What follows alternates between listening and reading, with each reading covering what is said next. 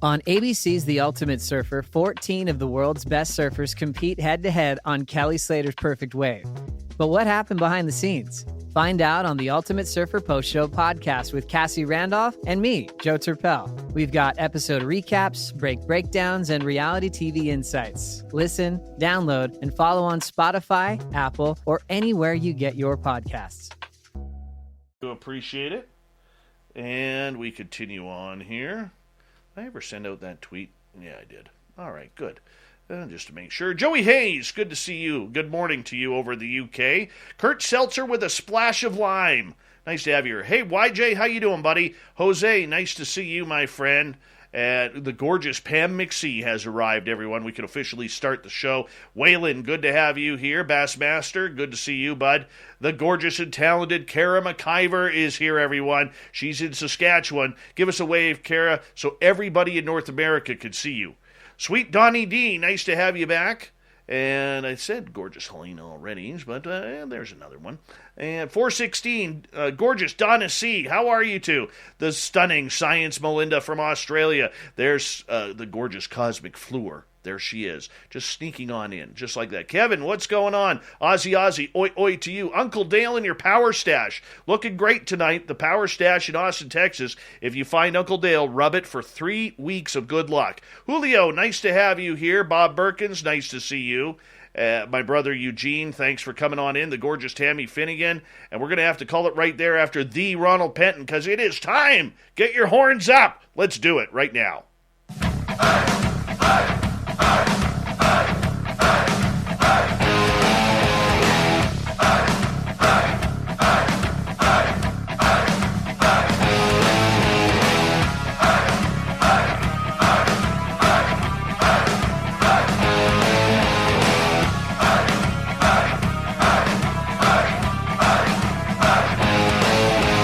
From the mountains of central British Columbia to you listening around the world, this, my friends, is Spaced Out Radio. I am your host, Dave Scott, sitting in the captain's chair of SOR headquarters.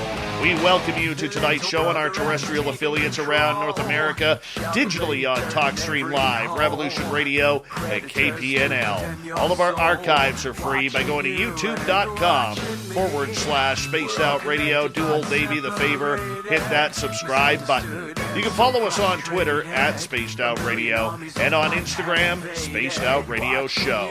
Our website is spacedoutradio.com, where we have a plethora of features for you, including rocking out Bumblefoot and reading up on Captain Shirk's SOR Newswire. Tonight's show is brought to you by Chive Charities. Help make the world 10% happier by visiting Chive Charities today. You can find them on our website. Here we go. Troy Taylor is the author of more than 130 books on ghosts, hauntings, true crime, the unexplained, and the supernatural.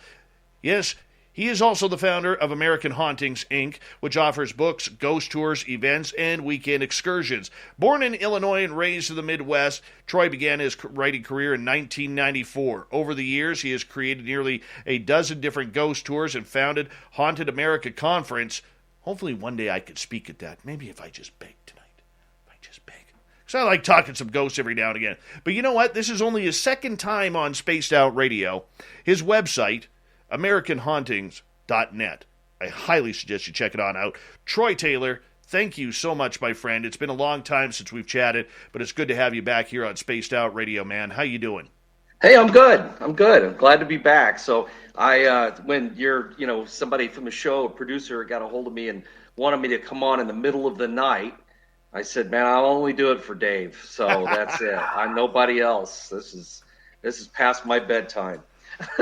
It's past mine every night, man. It's past mine every night. But it's good to have you back, man, because, I'm going to be honest with you. Since you were last on the show, I literally dropped the amount of paranormal stories that we and adventures we have on this because the paranormal always seems to be going through a constant state of change where you have a lot of credibility, you have a lot of people new coming in because of the television shows, and everybody's an expert now. Demonologists running rampant. You've been a paranormal investigator for 3 weeks, but no, you're going to be our demonologist. They don't know what the hell they're talking about, throwing around the word science every now and again. How have you been able to stay away from that crowd to have your own success?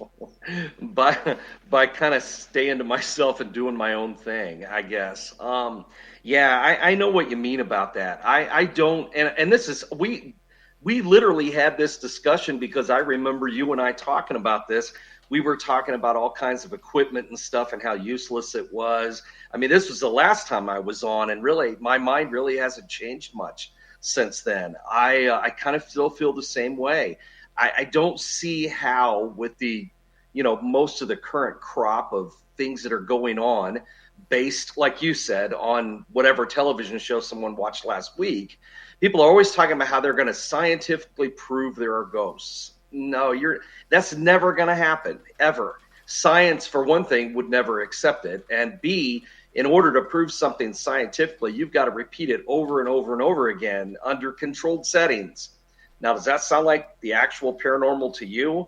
No, there is no controlled setting. So, yeah, that's never going to happen. I think that's why I have always been such a proponent of the history of not only the history of ghost hunting, but as far as the history of different locations. If you're gonna try to come up with actual evidence of something, it's history that's going to do it. But I it's just tough, and that's not something. History isn't something that plays well on a 1-hour television show. So that's never going to happen either. So, I don't know, man. I'd like to say I've got some kind of big secret, but I really don't. I just kind of continue to embrace the same way I've been doing stuff since like 1994, writing about the history, writing about the events that have happened, writing about the people who have had the experiences. I think that's what, I don't know, it's what makes me happy. And it seems to appeal to the people who are normally out there buying my books. So I just keep doing what I'm doing. For you, as you kind of stand on the outside looking in of this mess that we like to make fun of, the paranormal, there are some very good, talented, smart individuals in this field. It's easy to rap on everybody who is doing things wrong. It's easy to focus on the negative, but everybody wants to blame television for this. Television is the one that created everything's a demon. Television is the one that created everybody can be a ghost hunter, because there is no education in the field to expand horizons. There's no bachelor's degrees or even associate degrees or anything like that. But for you, do you blame television for the downfall of the paranormal, or do you think it's the people in general who are not taking that time to learn? Well, you can say that television, sort of enhanced the issue, the problem, but it's been around longer than that. I mean, it's even before there were all these television shows, you had the same kind of thing. People would, in that point, they would, read a book and just decide that, oh, I know everything there is to know, and that would be the end of that. Television just made it worse. I mean, the whole demon thing, that's television embraced something that was already running around out there. And blaming demons for every ghost story and every haunting that takes place. You can trace that back, unfortunately, you can trace it back to people like the Warrens who were pushing demons, back in the early 80s and late 70s. They were already pushing that. And a lot of people, and it was weird because when I first got started, when the internet was born, was about the time I'd had some writing I'd done before that, but I really started to make more contact with people across the country rather than just around Illinois. And as I did, I began to find these people who were talking about demons all the time, and all of them seemed to be from New England. So I always had this thing in my head that, like, these people in New England are crazy. I don't know what's going on up there, But it's, but you'll find that it just depends on what part of the country you come from. So we can't blame it all on TV, but it has definitely made everything worse. People have, will watch something on television and then they immediately assume that to do an investigation, a thorough investigation of someplace only takes an hour. I mean, even if it's a time lapse thing, in one night you're going to know if a place is haunted. No, it doesn't work that way. But it's hard for when people are getting excited about it. You don't want to just shut them down. I mean, for all we know, there may be somebody out there who saw an episode of a television show that they enjoyed and decided that they want to get into ghost hunting. And for all we know, that person may be the person who comes along with some kind of really great theory that really opens up some doors. I mean, assuming they actually get out and do more research rather than just watching television. So, no, I don't blame it all on TV. I just think it's made it worse.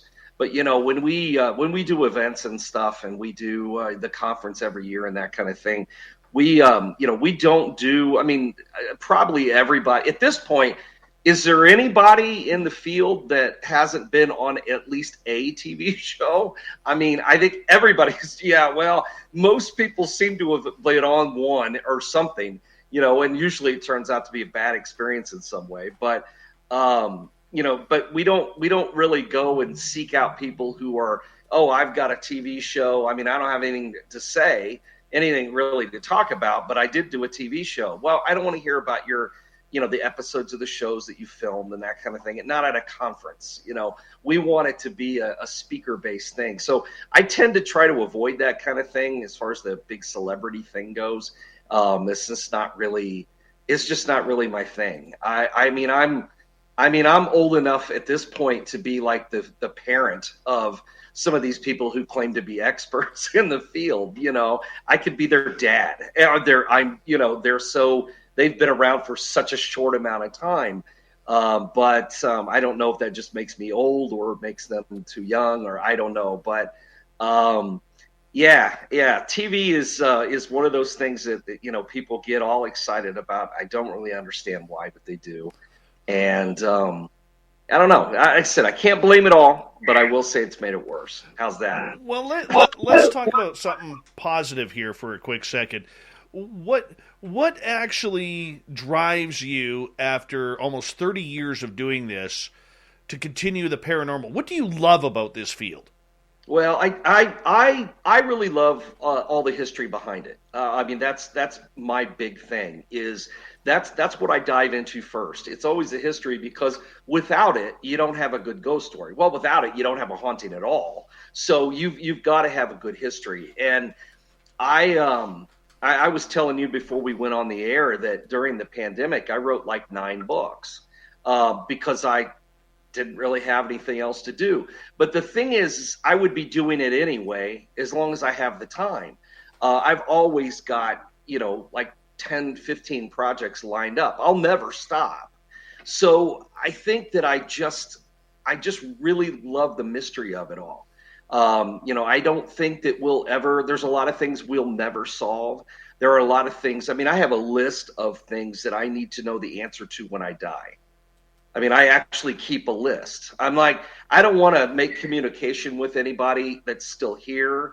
I mean, do I want to stay around as a ghost? Well, sure, absolutely. I mean, that'd be a blast, to mess with people. But I have a list of things that I'm going to need answers to. So I think that's probably one of the things that keeps me going, is that somewhere I'm always going to have a question about something, and so I want to research about it, and so I can write about it, because I really love what I do. I really do love it, whether it's writing about true crime or writing about the paranormal. It's all about the history, and I think that's what keeps me excited about it. I do love it. See, one of the things that absolutely interests me about the paranormal, Troy, is, like you said, it's the history. I don't care about Waverly Hills. I don't care about Alcatraz, or, how everybody has to head to Gettysburg every year to go find the soldiers still fighting the battle. What I love to hear, and if I had the money to put together a real good television show, I want to be traveling across North America in a motorhome, filled with paranormal and UFO gear and whatever else we're looking for, and literally go to all of these small little towns that are buried in the hills, way off the path of the major highways, because all of those towns have their own little quirks. They have their own little ghost story from the Midwest or up here for the Gold Rush Trail. And these stories are just sitting there begging to be told, and nobody's touching them because Waverly Hills, Gettysburg, and the rest. Yeah. Yeah, I don't. I've gotten most of that kind of stuff out of my system over the years. So a lot of the stuff that I write about now is a little more obscure, which that's the beauty of being able to do whatever, write about what you want, is you can just pick and choose your projects. I mean, I don't want to write about Alcatraz or Gettysburg or any of those places anymore. I've already done all that. I want to do something else. And I agree with you that every town has its ghost stories. There are so many obscure stories that people don't know that are just as fascinating as, the famous places, and a lot of times much more reliable. One of the books I wrote last summer was about a series of supernatural related axe murders that happened in Texas and Louisiana in the early 1900s. There'd never been another book written about it. I got it all from newspaper stories and archives. And it was probably one of the most fascinating stories that I've ever gotten a chance to dig into, because all of it had this, mystical kind of supernatural cause behind the murders.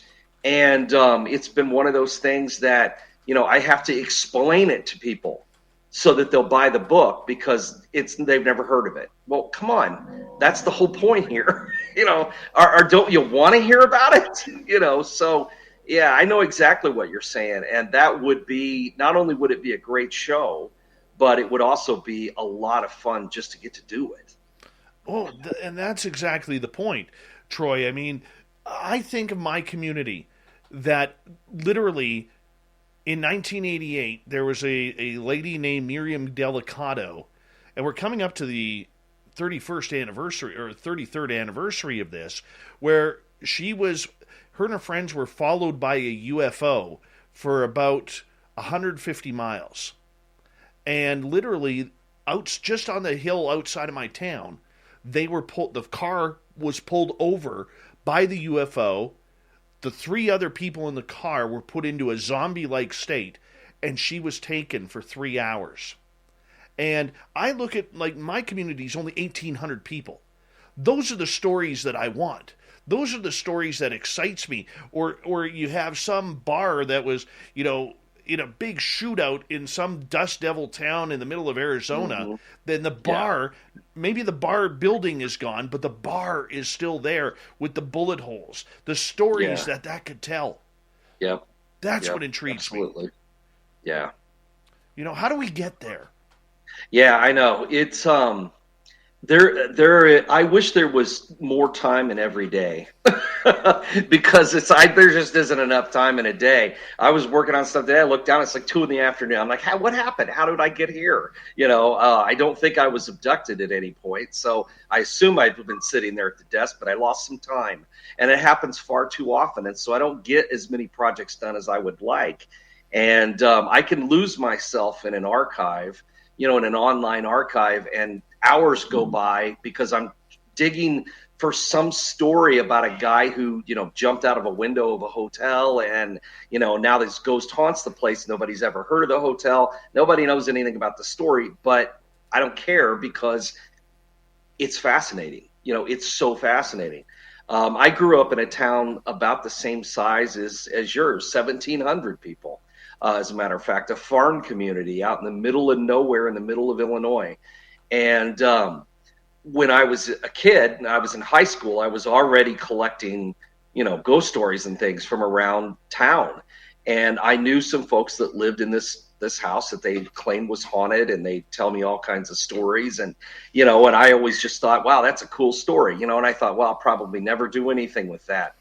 Then a few years ago, I was working on a book about farm murders and ghost stories attached to them.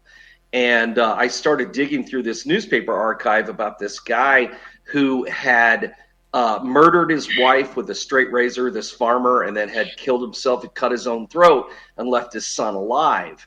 And turns out, not only was it in the town where my parents lived, where I had grown up, but it was my friend from high school's haunted house. And so it all just sort of gelled together, and I had no idea that there was a real story behind his story. But nobody in town knew that. It happened in like 1905. There wasn't anybody who knew anything about this murder-suicide that had taken place there. All we knew is that, Brad lived in a haunted house. That's all we knew. So, yeah, there are great stories out there. It's just a matter of digging for them. It really is. Out of all the digging that you have ever done, what's your top two that you never knew existed? You found them and you're like, holy crap. Wow. Well, one of them was a hotel. As I was kind of on that thing about the hotel, there's a hotel, and it's in Chicago, but it's not a famous place. I mean, most people outside of it have never heard of it.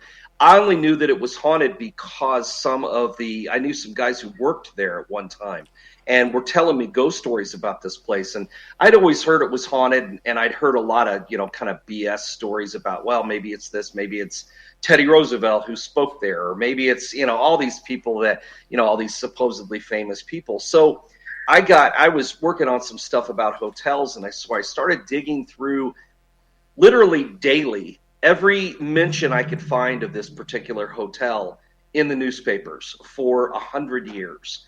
And I found that there had not only had there been, about a dozen different murders there had been about 150 accidental deaths and about 75 suicides in a century in this hotel. Well, is it any wonder that it's so haunted? So it kind of got away from me because I had to write down every single one. I had to document every different one that was anywhere odd. I had to document it. And so, yeah, that was one of those kind of rabbit holes that I ended up getting. Want to get a hot and perfect body fast? Just eat lots of bananas, but peels only. And always be sweating, but never look sweaty. That's disgusting. Don't follow extreme routines. Do your own thing at Planet Fitness. Join now through September 16th for just $1 down and get back to a real routine with tons of equipment and free fitness training in our clean and spacious clubs. Join today for $1 down, $10 a month, and cancel anytime. Deal ends September 16th. Join today for $1 down. Offer ends September 16th. See Club for details. On ABC's The Ultimate Surfer, 14 of the world's best surfers compete head-to-head on Kelly Slater's Perfect Wave.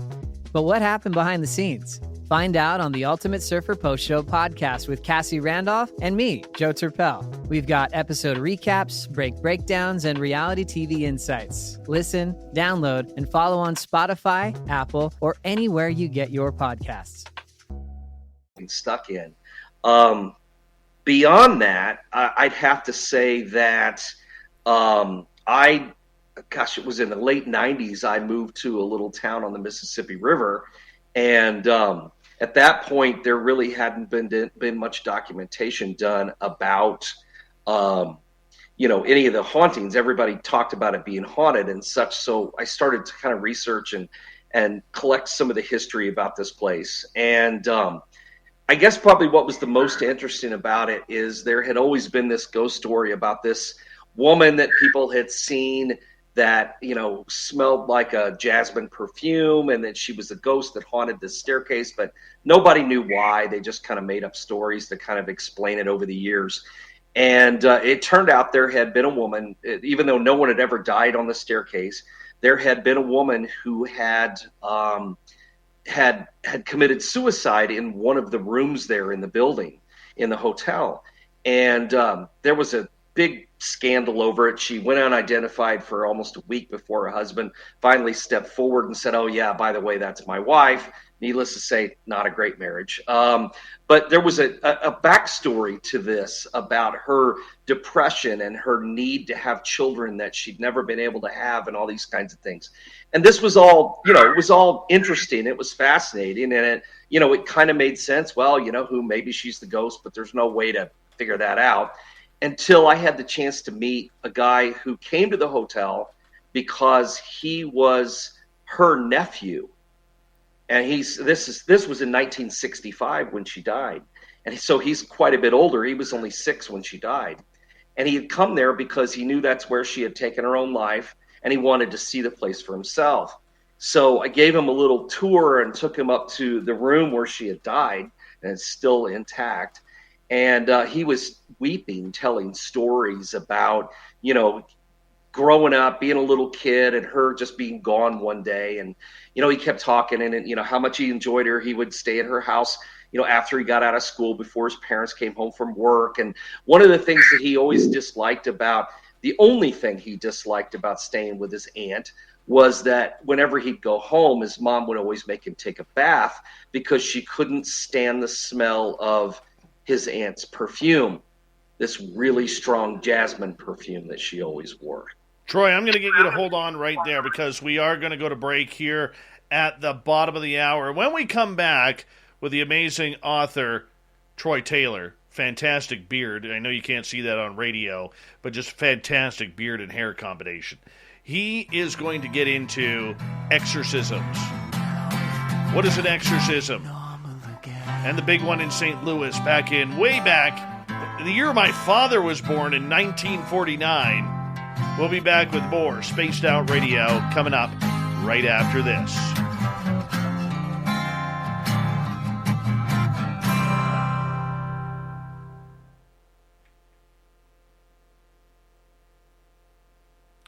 Before we go any further, we got a birthday in our chat room tonight.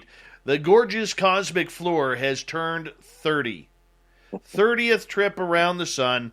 Happy birthday, Cosmic Floor. We'll give you a few claps. I hope you have just an absolute wonderful evening, and thank you for allowing us to be a part of your birthday.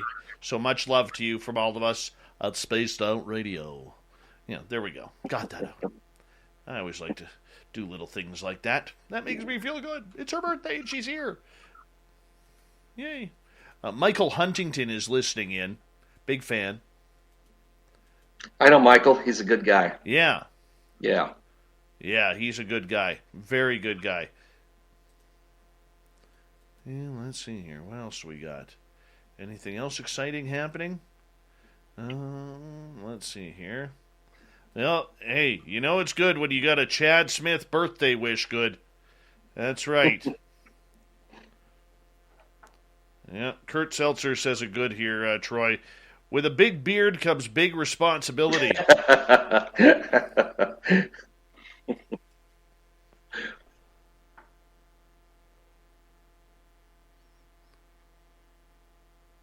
Black Rabbit, how you doing, man? Good to have you here. Oh, man, this is good stuff. Good crowd tonight. Good crowd. I'm just pumped up for this show, man.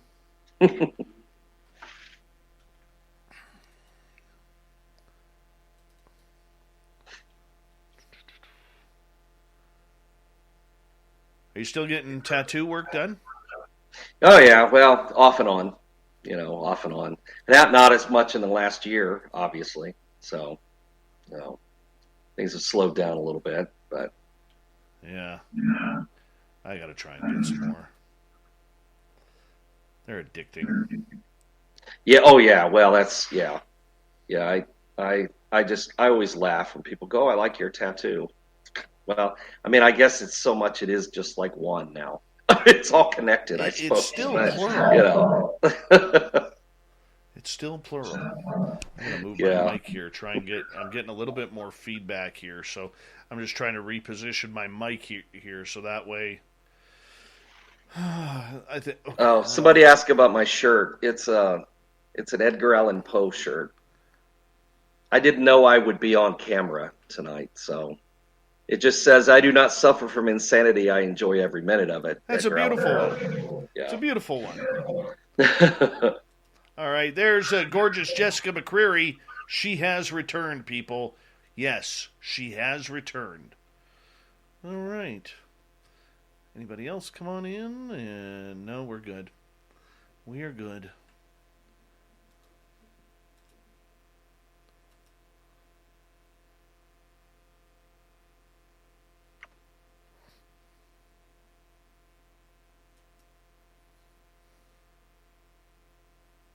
Hmm.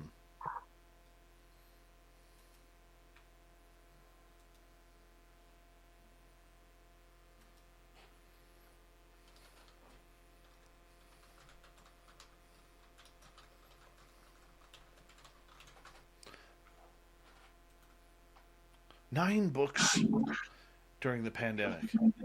Your fingers must be killing you. Yeah, I'm used to it. I'm used to it.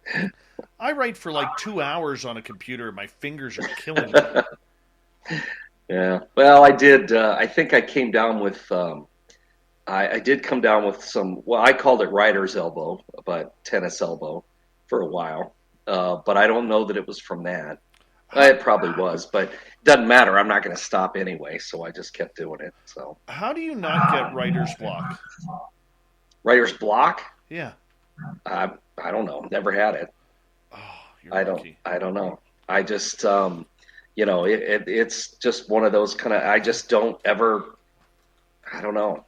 It's just not something that has ever really bothered me. You're lucky. I mean, I've got days that are harder to start than others, maybe, but not. Once I get going, I'm fine. But no, it's just not really. I've just got so many. I don't know. So many plans, so many ideas, so many projects I want to work on that I'm always afraid that I'll, for whatever reason, won't be able to write anymore, and I won't be able to finish them, and I have to finish them. I have to get them out. So, I'm going to get you to hold on right there because I got to just say thank you to Cat Chaser for the awesome Super Chat and kicking things off tonight on the Super Chat. It's a great way to support what we do on this show. Thank you to all the veterans out there who are listening in. You always got a safe home here with us at Spaced Out Radio. And to all our regulars who are tuning on in, we absolutely love you. Here we go, the second half hour.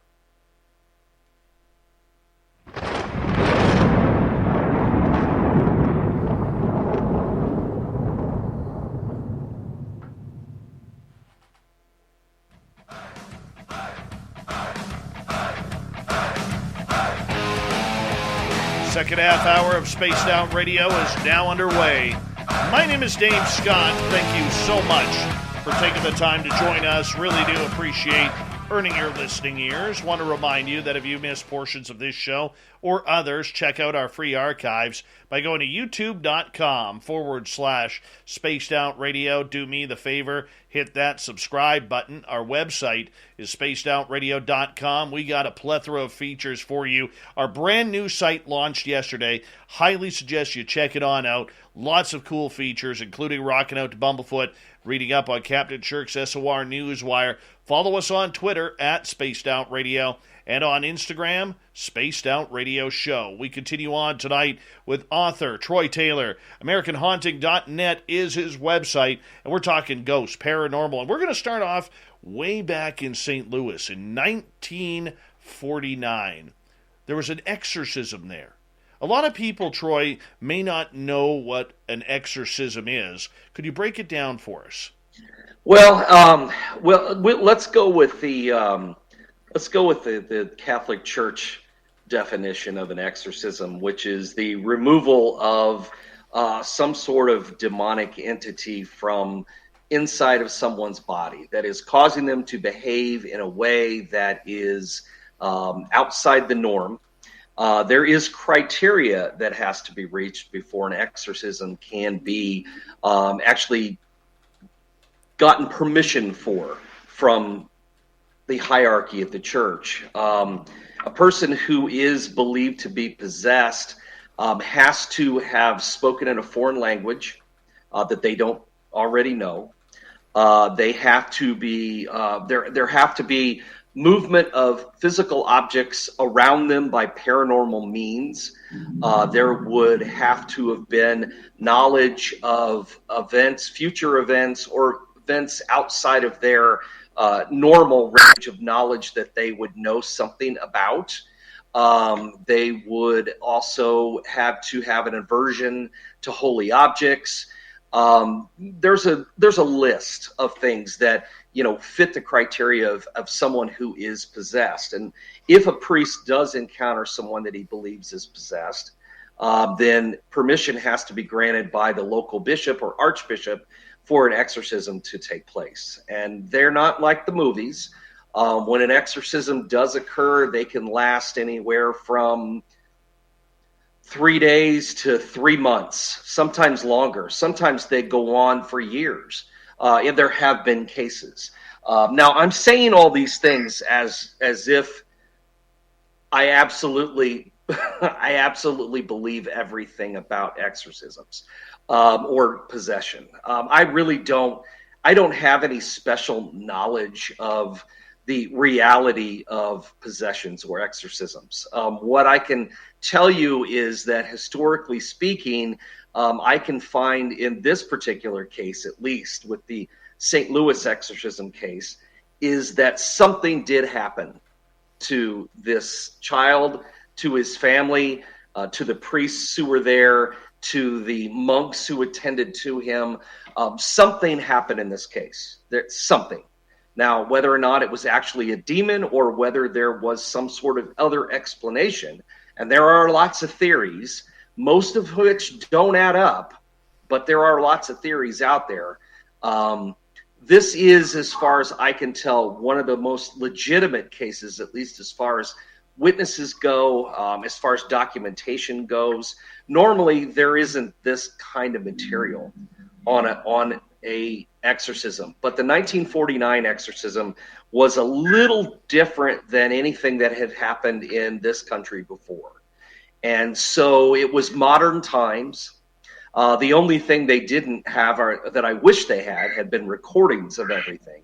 But they did document the things that happened in what was going to be a how-to guide for future exorcists. But it didn't work out that way.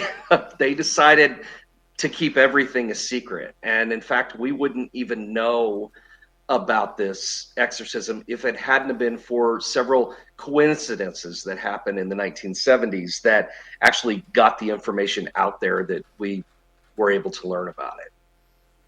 So in this specific case back in 1949 in St. Louis, what happened there? Well, it started actually in Maryland. It did not start in St. Louis. And before I get into this, let me preface this by saying that just last week, I was able to put out a new edition of a book that I wrote about this case. Originally came out in 2006. And at that time, everything about this case was still pretty mysterious. Not a lot of information had been released. At that time, while I knew the names of everyone who was involved, I gave a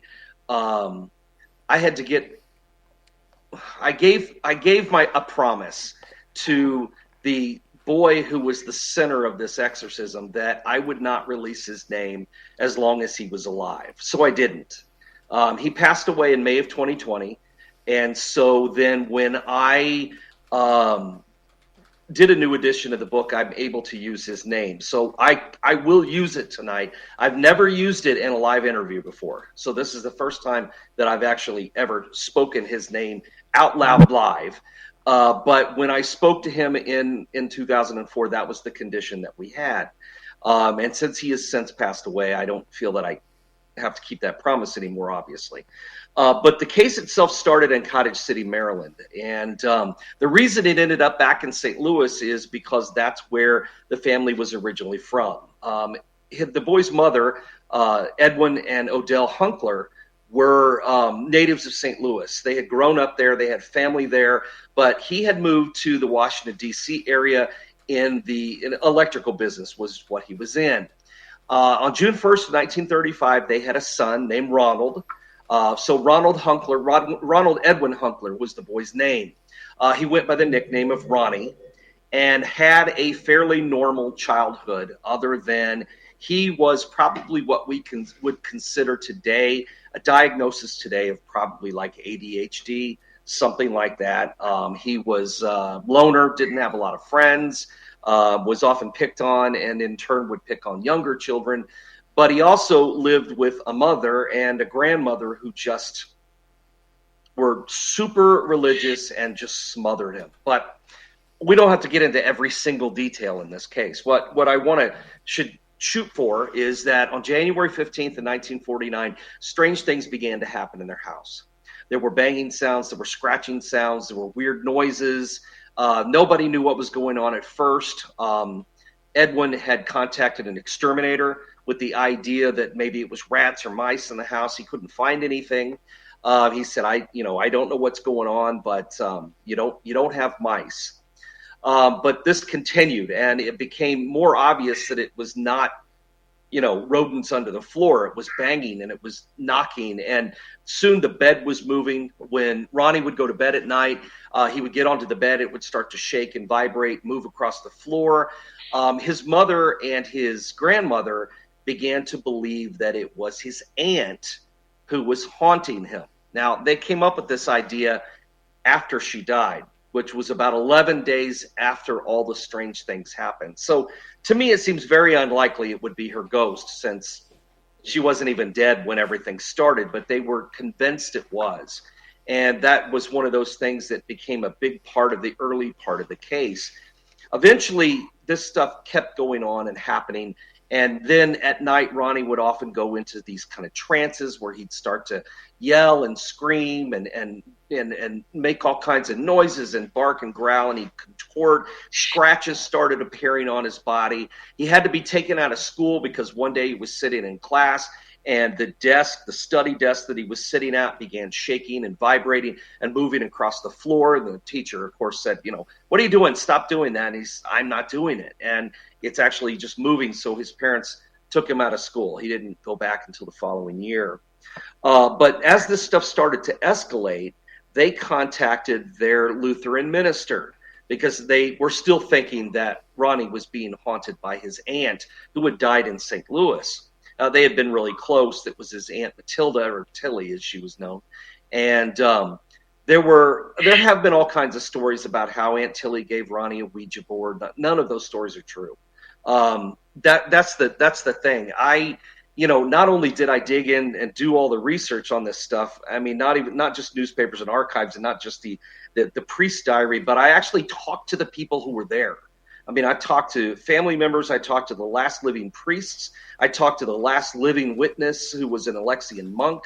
I even talked to Ronnie, but he didn't really have anything to say. He always told me he could never remember the actual exorcism. So, but I still was able to kind of put some of this stuff together, and there was no Ouija board involved. That was a case of the movie and the book influencing our version of the stories, because in the movie, Reagan has a Ouija board, but in real life, there were no Ouija boards involved. So you can leave that part of it out.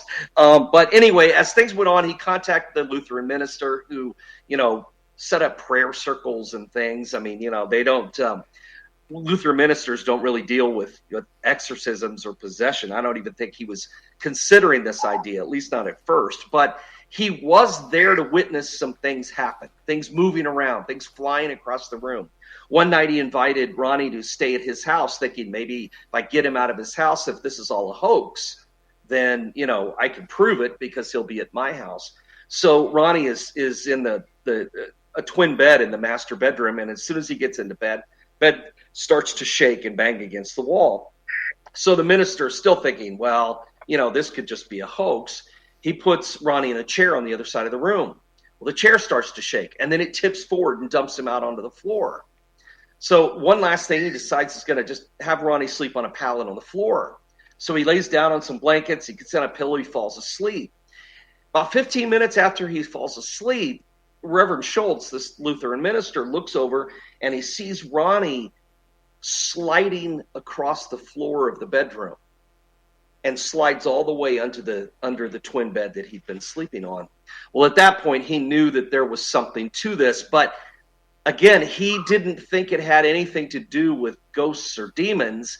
He thought that it was a poltergeist case. So he contacted J.B. Rhine down at Duke University in North Carolina and to tell him about this case. And by the time that J.B. Rhine was able to come up to investigate for himself, the family had already left and gone to St. Louis. So he missed that case. But the story goes that the Lutheran minister told the family that since Lutherans don't know anything about exorcism. Want to get a hot and perfect body fast? Just eat lots of bananas, but peels only. And always be sweating, but never look sweaty. That's disgusting. Don't follow extreme routines. Do your own thing at Planet Fitness. Join now through September 16th for just $1 down and get back to a real routine with tons of equipment and free fitness training in our clean and spacious clubs. Join today for $1 down, $10 a month, and cancel anytime. Deal ends September 16th. Join today for $1 down. Offer ends September 16th. See club for details. On ABC's The Ultimate Surfer, 14 of the world's best surfers compete head-to-head on Kelly Slater's Perfect Wave. But what happened behind the scenes? Find out on the Ultimate Surfer Post-Show podcast with Cassie Randolph and me, Joe Turpel. We've got episode recaps, breakdowns, and reality TV insights. Listen, download, and follow on Spotify, Apple, or anywhere you get your podcasts. Exorcisms, they should contact the Catholics because the Catholics know about these things. Now, I'm positive he never said that, but it's always a good line, so it's always fun to say. But they did contact the Catholic Church because, well, the Catholics know about exorcisms. There was a priest who was involved, Father Albert Hughes, and he never met with Ronnie. He just listened to the story over the telephone and gave the family some prayer candles with the idea that maybe that would help. Maybe they could, say some prayers and whatever was going on wouldn't hurt anything. Now, again, we get into the false part of the story about how Father Hughes tried to do an exorcism on Ronnie in Georgetown Hospital, and Ronnie slipped out of his restraints and slashed him with a bed spring and injured him so badly he was never able to lift his arm for the rest of his life, and he had a nervous breakdown. And none of that's true either. I know what Father Hughes was doing in 1949. I've actually seen the records at the church, that St. James Church in Mount Rainier, where he was the pastor. I've seen the records. I know he was doing baptisms and funerals and all kinds of weddings and everything during the time he supposedly was locked up in a mental hospital. So there are a lot of parts of the story that just don't add up. But on the other hand, there are some things that are a little tougher to explain, like how the family ended up in St. Louis. According to their version of events, what they told the Jesuits in St. Louis, that Odell, Ronnie's mom, was discussing with their husband out of Ronnie's earshot, nowhere nearby, that maybe they should try taking him to St. Louis, that maybe things would get better if they did. And then she hears a scream from the bedroom, goes running in where Ronnie's grandma and a couple of cousins were there. And on Ronnie's chest is the word Lewis that has been written, and it's bleeding. It had been written into his skin. And supposedly Ronnie never touched it. So they decided that seemed to be a sign, and they should go to St. Louis, which is how it became the St. Louis exorcism, because that's where the exorcism actually started. They managed to make it there, moved in with some relatives in a little town called Belnor, which is a suburb on the north side of St. Louis, and things just did not get better. They got much worse.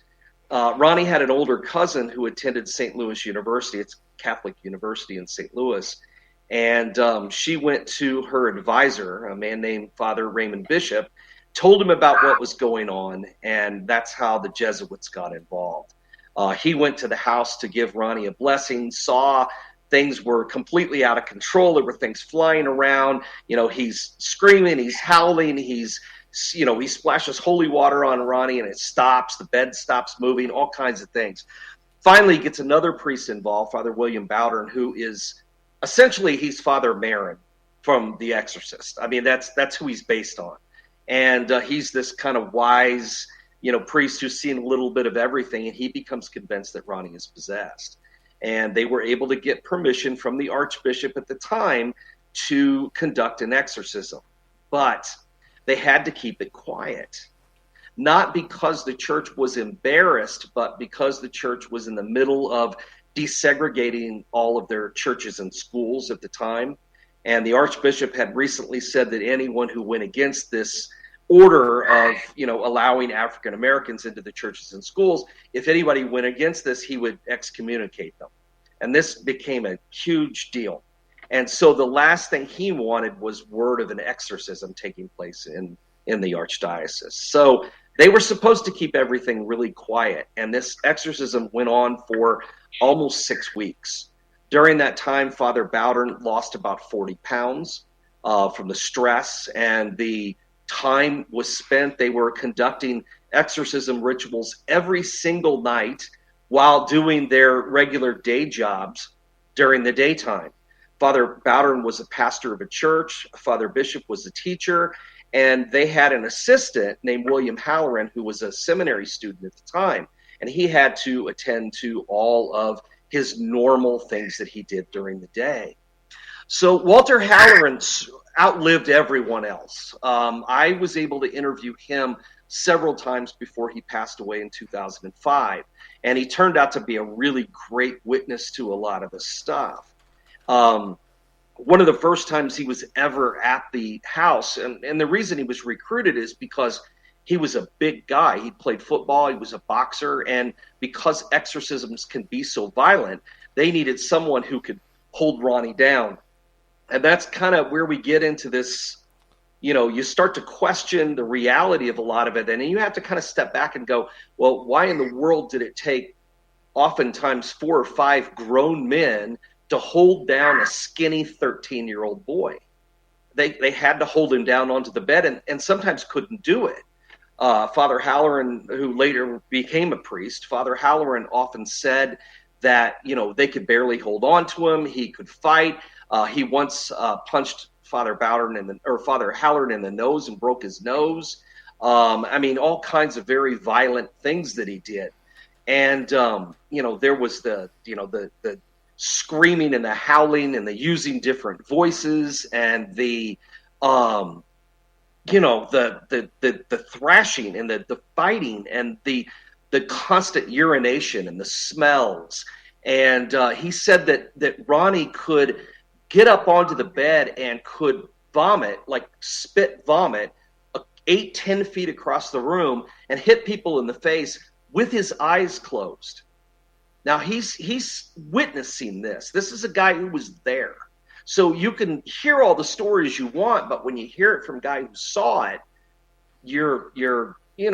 it takes on a new reality. And as I was getting back to the very first time he was ever there, he said that he was standing at the foot of the bed, and Father Bishop and Father Bowdern were on both sides of the bed. And he's knelt down because they're praying for Ronnie, and they're in the middle of the exorcism ritual. And the bed that Ronnie is on is shaking so hard that the mattress starts lifting. He said it lifted several inches off the frame. And he looked over at Father Bishop, and Father Bishop just shook his head and go, "Don't worry about it, Walt. Just keep praying." And I'm thinking, okay, about that time, I'd probably run for the door. But so, which I guess gives you an idea of these guys were pretty brave, no matter what you want to believe this was. Well, like I said, the exorcism went on for weeks and weeks, and it eventually ended up at the Alexian Brothers Hospital, which was it was the first psychiatric hospital in St. Louis. They didn't use straitjackets or handcuffs, but they did have secure rooms where patients could be strapped to the beds, which is what they had to do with Ronnie. And that's where things really got out of control. I don't want to get too deep in the story. I know we're going to have to take a little bit of a break, but I do want to tell you that one of the witnesses there, one of the Alexian monks, I was able to interview 7 years ago in 2014. His name was Greg Holowinski. He was a monk. He'd been a monk his entire life. So here's a guy with no reason to lie. I mean, what would be the purpose? especially because he has cancer and he knows that he doesn't have long to live. So his family had contacted me and said that Greg wanted to tell his story because he'd never told it before. Wow. So obviously I jetted on up to Milwaukee to get the story because I didn't want to miss this. And he was there. Again, he was one of the people that was there. He saw these things happen. He saw Ronnie reach out and grab a prayer book and have it disintegrate in his hands. He saw Ronnie grab the stole around Father Bowden's neck and watched it fall apart into threads. He had a glass pitcher fly across the room when no one else was in the room and shatter against the wall, narrowly missing his head. And the one thing that really got to me was that he said that he was there trying to hold Ronnie onto the bed one day during one of the exorcisms one evening, and he swore to me that Ronnie levitated 12 inches off the bed. He swore to me. He said to me, Troy, the devil was in that room. You could feel it. Wow. I mean, I asked him 6 different ways, are you sure he was possessed? And he said, you'd have to be an idiot not to think this kid was possessed. So, you know, I mean, we could talk about all the causes and the theories when we come back. I don't want to, you know, get in the middle of something and have to take off. But, you know, this is it's a fascinating story. It's just so, I mean, I've been digging in this story for like 25 years. I mean, obviously you can tell I'm a little jazzed about it because I haven't stopped talking for like, I'm sorry, for like 20 minutes straight. I don't think I've even taken a breath hardly, but I have to leave out so much because I got to get this story in here so you can hear it. But it's one of those things that can keep you up at night, man. It really can when you start thinking about it hard enough. No kidding. I mean, my goodness, man. I mean, I have so many questions for you regarding this case because, you know, there's a lot of people as society becomes more agnostic and more leaning towards their own spirituality rather than, you know, any type of religion. We're not hearing a lot of these true cases of demonic possession anymore. You know, I don't know why. Maybe they're dying off. Maybe they're congregating on the other side for a war. Who knows? But we're going to continue this conversation. Exorcism in St. Louis, 1949. One of the greatest storytellers of the paranormal is here, Troy Taylor. You can find him. AmericanHauntings.net is the website. He's got over 130 books, people, to add to your paranormal collection. And they're all damn good. Damn good. Troy Taylor continues the exorcism story when we return for Hour 2 of Spaced Out Radio right after this.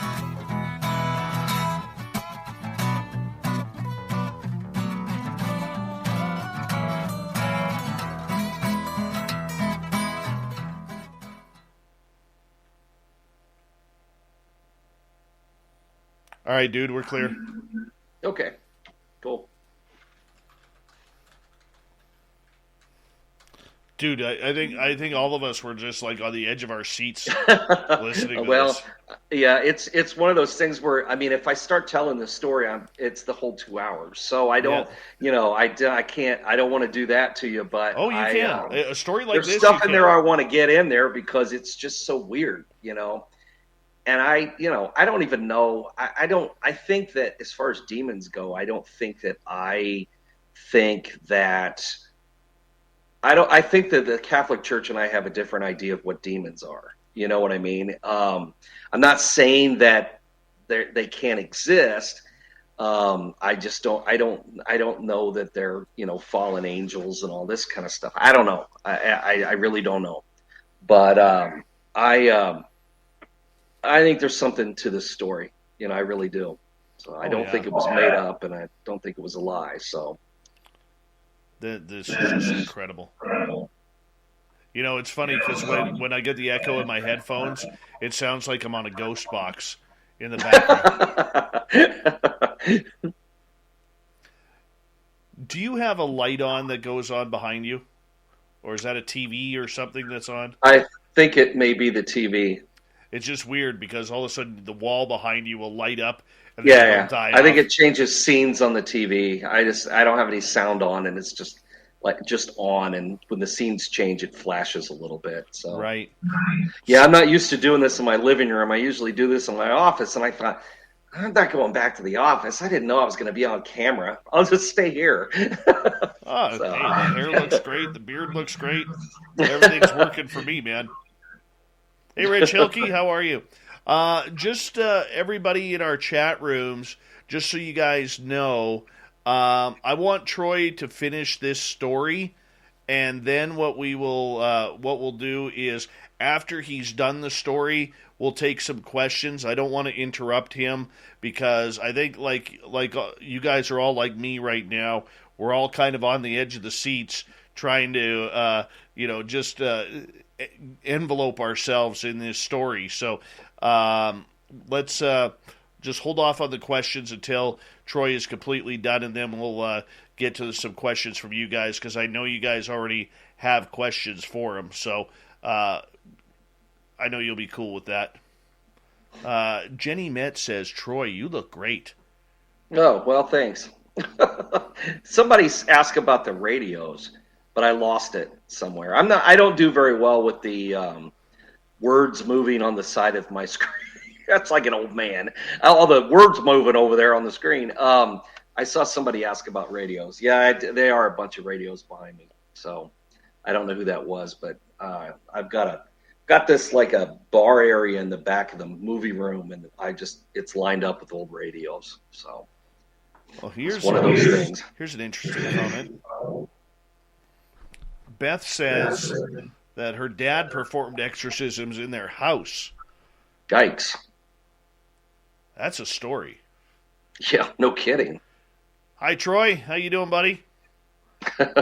Wow, different Troy. This is Troy SR 71. Yeah, wow. That's a book right there, Beth.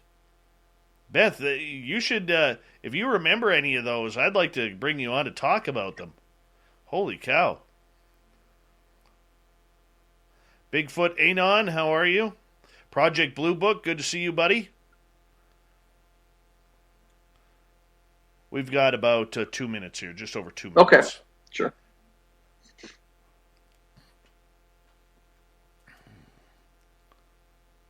Yeah, this is fantastic. Fantastic radio.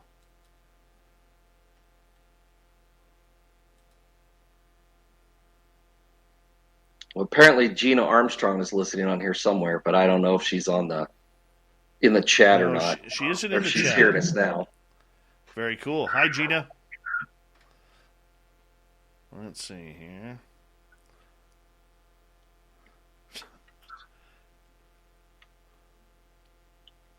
Yeah, Beth, we need to talk offline. I want to hear about these.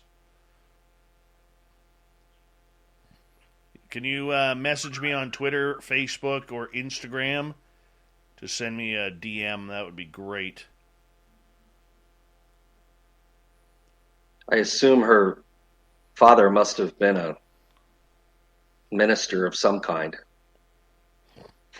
Yeah, I guess so. Either that or a witch doctor, one or the other. Some kind of shaman, I don't know. Hi, Paula on Twitch. How you doing? I like it when people pop into the chat room because then I can see where they Yeah. are. We got about 1 minute. Yeah, her dad was a pastor. Oh, okay. Fab. Unfortunately, Lynn did not break off her engagement yet. I'm sorry, buddy. No, those aren't spirit boxes, Paula. We're getting some weird echo happening where my voice is coming through on Troy's end. You want me to try to turn it down some more, Dave? No, we're good, man. Sure? Okay. Yeah, we're good. All right, big thank you to Cat Chaser for the awesome super chat. It's a great way to support what we do on this show on a nightly basis. Thank you to all the veterans who are tuned on in. We absolutely love you, and you always got a good home here at Spaced Out Radio. And all our regulars on Twitch and YouTube, thank you so much for taking the time to join us. We love you. Here comes hour number 2 right now.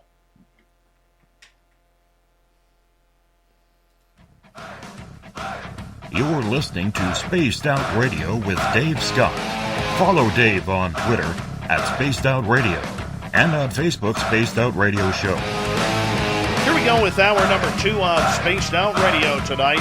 My name is Dave Scott. Thank you so much for taking the time to join us. We really do appreciate earning your listening ears wherever you are in this beautiful planet we call Earth.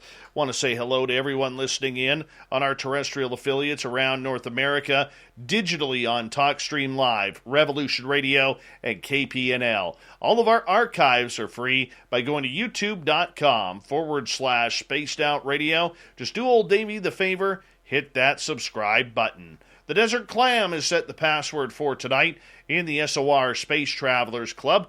Umbradalus. Umbradalus is your password. Use it wisely, space travelers, as the Clam sets the password each and every night right here on Spaced Out Radio. Our website is spacedoutradio.com. We have a plethora of features for you, including rocking out to Bumblefoot and reading up on Captain Shirk's SOR Newswire. Follow us on Twitter @SpacedOutRadio and on Instagram, Spaced Out Radio Show.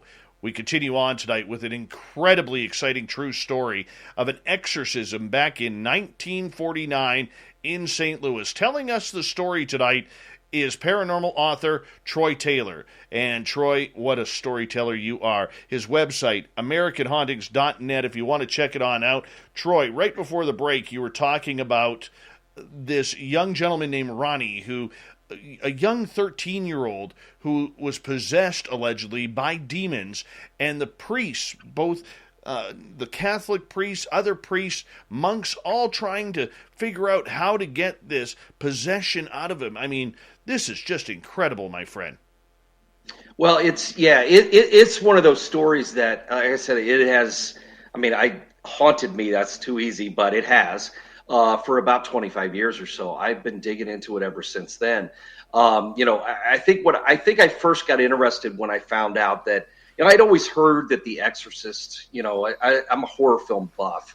For those of you you can see the posters behind me who are watching this online. I'm a horror movie buff, and so The Exorcist was always one of my favorite films, even as a kid. And then I found out that it was based on a true story, and that the true story came from St. Louis, which was awfully close to home. So I started digging into it and found out that the true story was just as frightening as the fictional film. In fact, even more so, because not only was it true, but that in the movie at least there's an explanation as to why this girl gets possessed. But in real life, we don't know why this boy ended up being possessed. We really don't. We just know that it went on for about 6 weeks, and it wasn't until around Easter of 1949 that things really started to sort of shake loose. The priests involved knew that whatever was going on was going to get worse before it got better, and it did. In fact, just before Easter, Ronnie then began, not just in the daytime, or not just at night, but even in the daytime, began to act very much unlike his normal self, with the fighting and the screaming. Want to get a hot and perfect body fast? Just eat lots of bananas, but peels only. And always be sweating, but never look sweaty. That's disgusting. Don't follow extreme routines. Do your own thing at Planet Fitness. Join now through September 16th for just $1 down and get back to a real routine with tons of equipment and free fitness training in our clean and spacious clubs. Join today for $1 down, $10 a month, and cancel anytime. Deal ends September 16th. Join today for $1 down. Offer ends September 16th. See club for details. On ABC's The Ultimate Surfer, 14 of the world's best surfers compete head-to-head on Kelly Slater's Perfect Wave. But what happened behind the scenes? Find out on the Ultimate Surfer Post-Show podcast with Cassie Randolph and me, Joe Turpel. We've got episode recaps, breakdowns, and reality TV insights. Listen, download, and follow on Spotify, Apple, or anywhere you get your podcasts. And the howling and the cursing and the using different voices and the urination and all the stuff that was going on, was just unlike this, polite kid that, people knew during the daytime. Well, now even in the daytime, he attacked 3 of the Alexian monks. He had attacked Father Bowdern. physically attacked him, and all kinds of things were happening. And they knew that they were going to have to bring this thing to an end. And eventually it did end. According to Ronnie, he had a vision of, he said that it was St. Michael, or at least an angel with a flaming sword, that drove this creature into a cave that he locked the door behind. And that's the vision he claimed to have had. And he sat up after that and said, he's gone.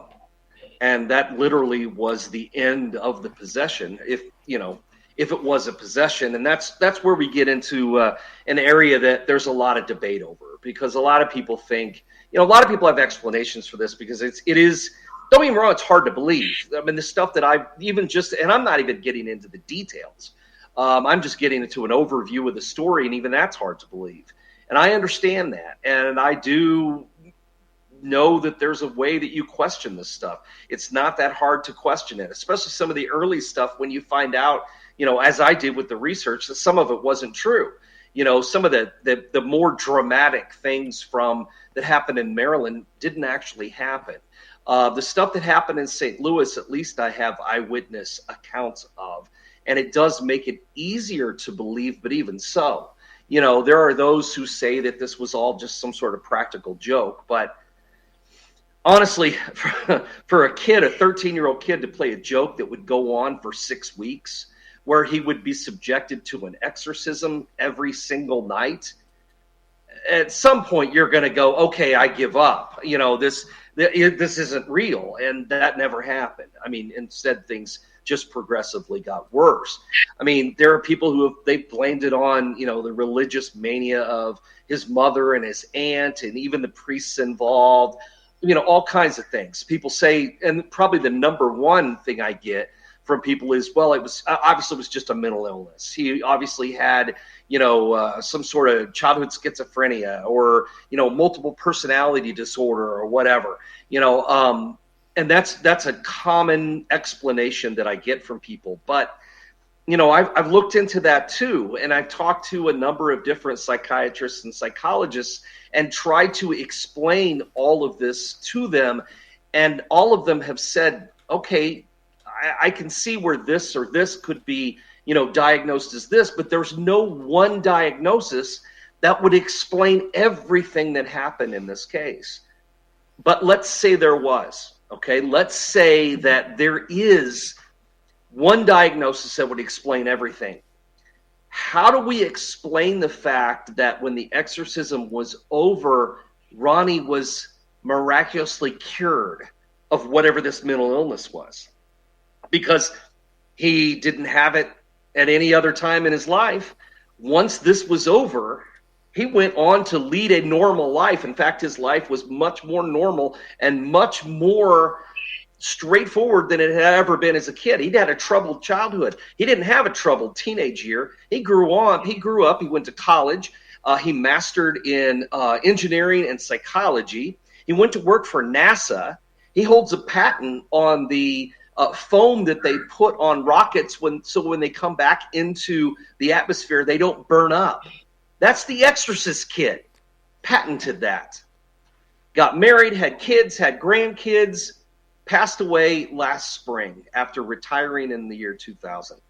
And this guy went on to lead an absolutely normal life. So how do we explain, if that was a mental illness, what cured it? So that's as baffling as an exorcism would be, or possession, or demons, or whatever.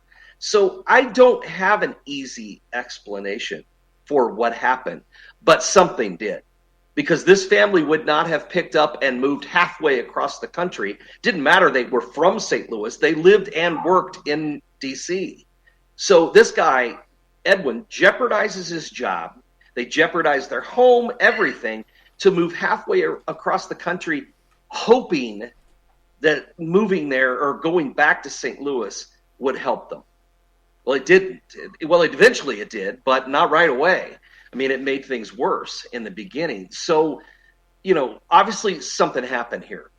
What it was, I can't for a fact tell you it was a possession. I can't tell you it was paranormal, but it was something. And if I had to guess, I mean, after, believe me, I went through all the stages of grief with this story, I guess, with me not accepting it, not believing it, being angry about it being a practical joke or a hoax, and then went on and looked at all kinds of different things. And believe me, my opinion changed several times, and it always changed to the more mysterious, the more people that I spoke with who were actually there.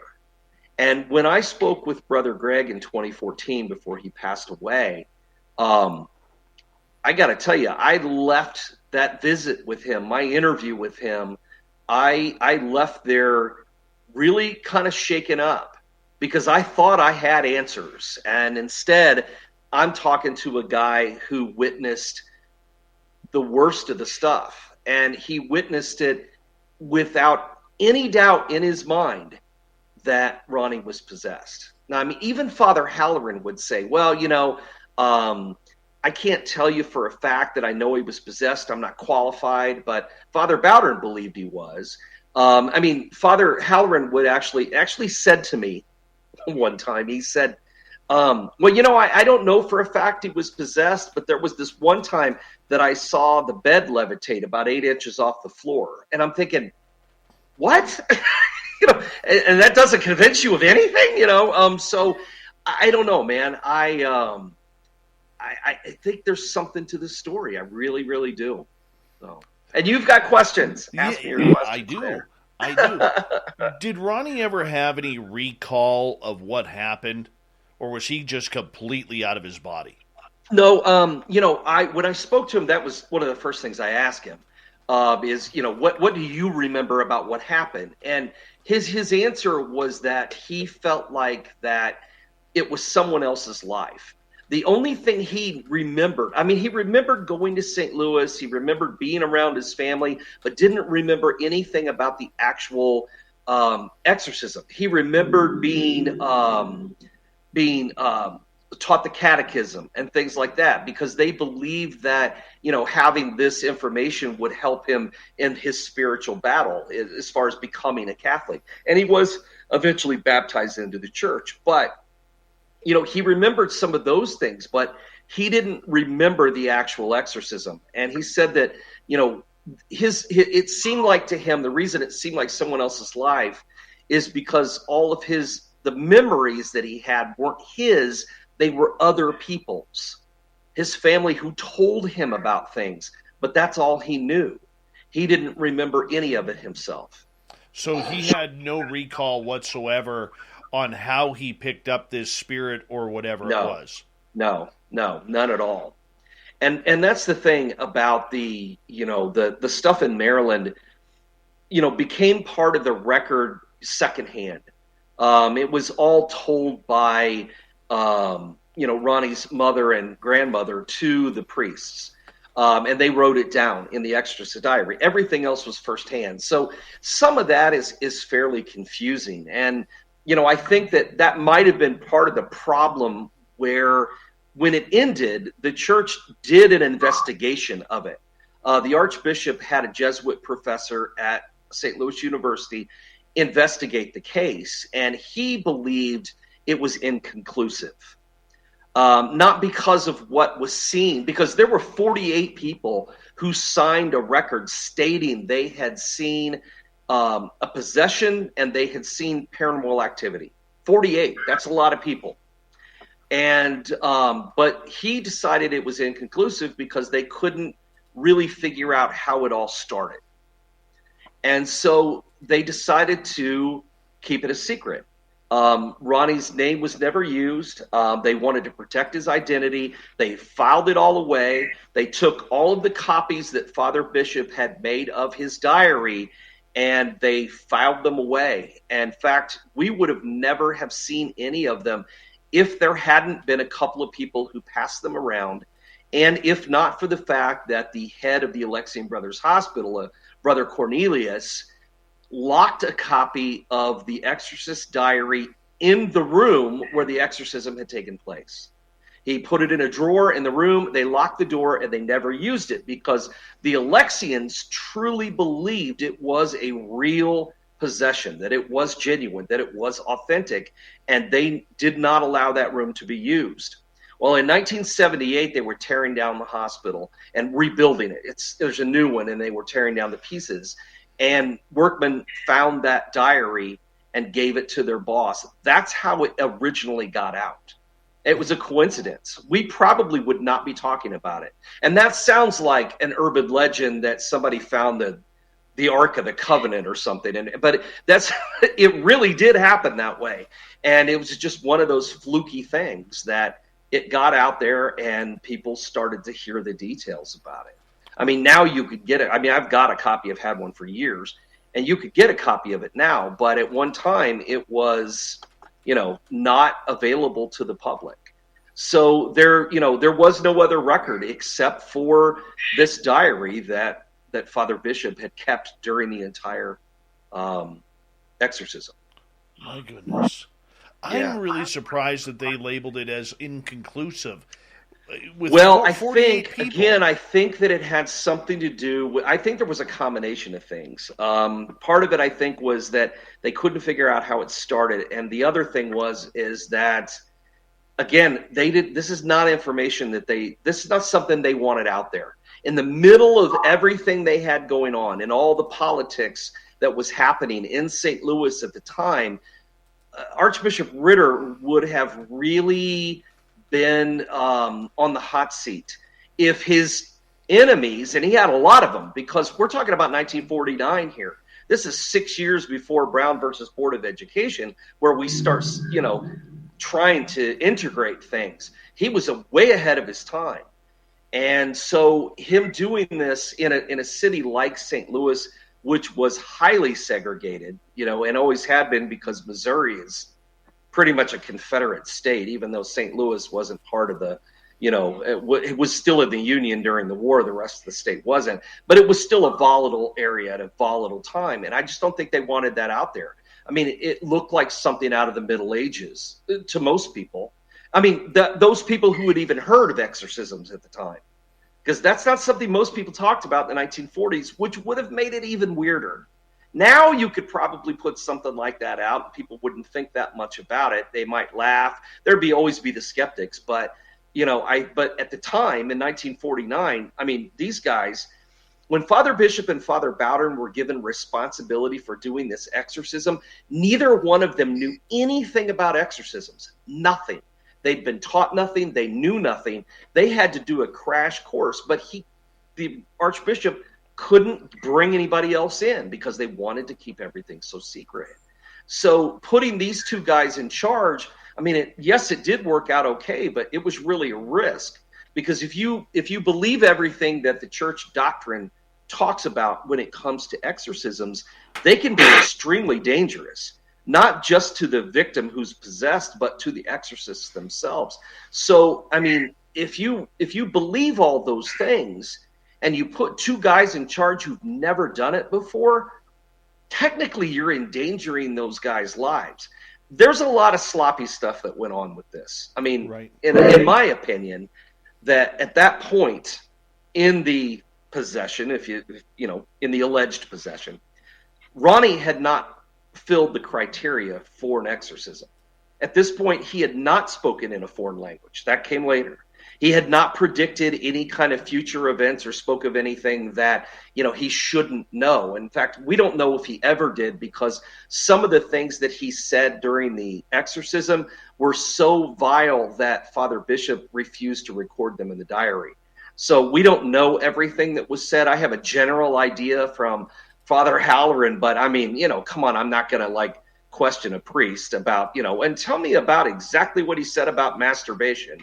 I'm not going to do that. So, come on. So I don't know all of it either, but there's a lot of stuff there that, we may never know that is part of that record. So, again, there's so much that I wish I could tell you that I knew that I don't know. But on the other hand, I feel like I know a lot. Probably more than I need to for a good night's sleep sometimes. Did this spirit or entity ever give up its name? Yes. Eventually it did. it said that it was known by the name of Spite. Now, that's what it passed on in a message to Father. There was a lengthy couple of hours one night when the exorcism was still going on at Ronnie's aunt and uncle's house, Leonard and Doris Hunkler in Belnor.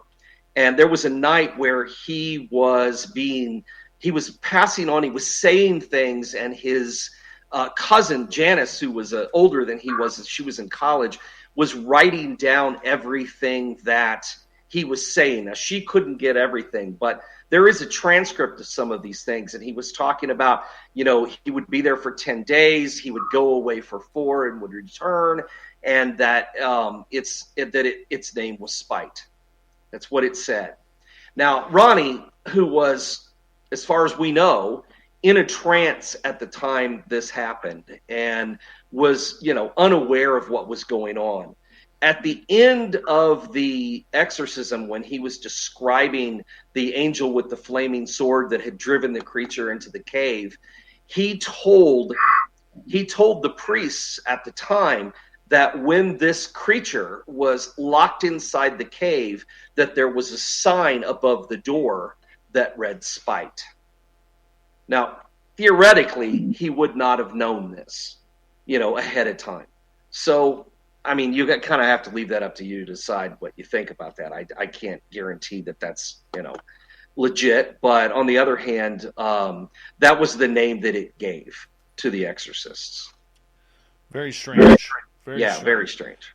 Well, it also claimed to be the devil a few times, too. And we know that's, actual devil. So, But spite, isn't that one of the 7 deadly sins? Is it? I believe so. I don't know, man. I'd have to count them all. Is it? I think I'm so. not sure, to be honest with you. I'm looking it up right now. Okay, great. All right, so we have pride, greed, lust, envy, gluttony, wrath, and sloth. Sorry, so okay. It is not. It is not. But is that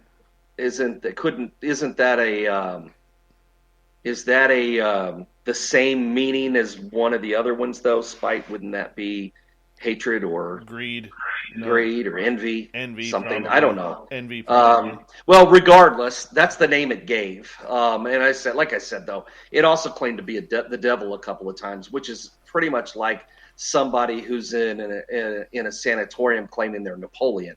But on the other hand, maybe it was talking more metaphorically. I don't know. I don't know. I know what was said. I know what was written. That's what I know. Wow. I mean, this is just... I mean, the fact that the guy came back, because we got about 45 seconds left, came back to live just a prominent life of education and prominence within NASA and being able to take care of his generations with that patent. I mean, that's just incredible. I know. Yeah, it's and again, if he was crazy or if he had some sort of illness, what happened to it? It just disappeared. So. No kidding. Troy, I'm going to get you to hold on right there because we are going to go to break here at the bottom of the hour. When we come back from the break, we'll take your paranormal questions. And, of course, we will also get into some more Haunted Tales with Troy Taylor from AmericanHauntings.net. Troy has over 130 books out on paranormal, supernatural, true crime. This man is an encyclopedia of the strange and weird, and we love him for it. We'll be back with more with Troy Taylor on Spaced Out Radio coming up right after this.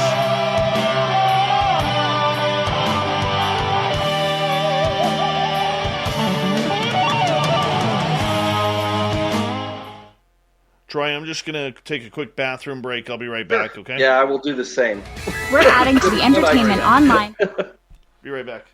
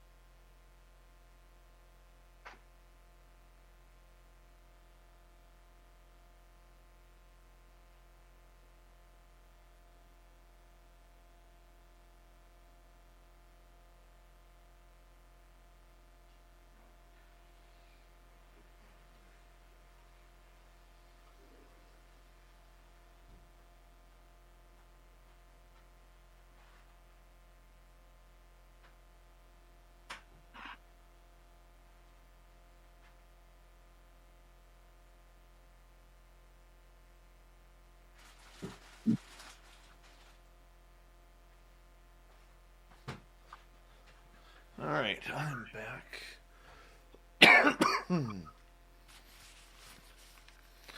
Do do do do do do do do do do.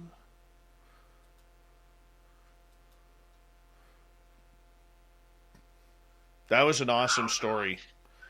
You guys have to admit that was an awesome story.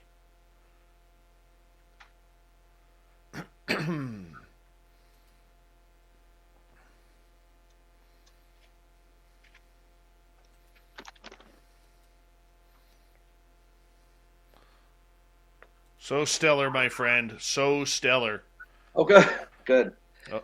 Hi, Aussie Steve and Mr. Cowley. Want to get a hot and perfect body fast? Just eat lots of bananas, but peels only. And always be sweating, but never look sweaty. That's disgusting. Don't follow extreme routines. Do your own thing at Planet Fitness. Join now through September 16th for just $1 down and get back to a real routine with tons of equipment and free fitness training in our clean and spacious clubs. Join today for $1 down, $10 a month, and cancel anytime. Deal ends September 16th. Join today for $1 down. Offer ends September 16th.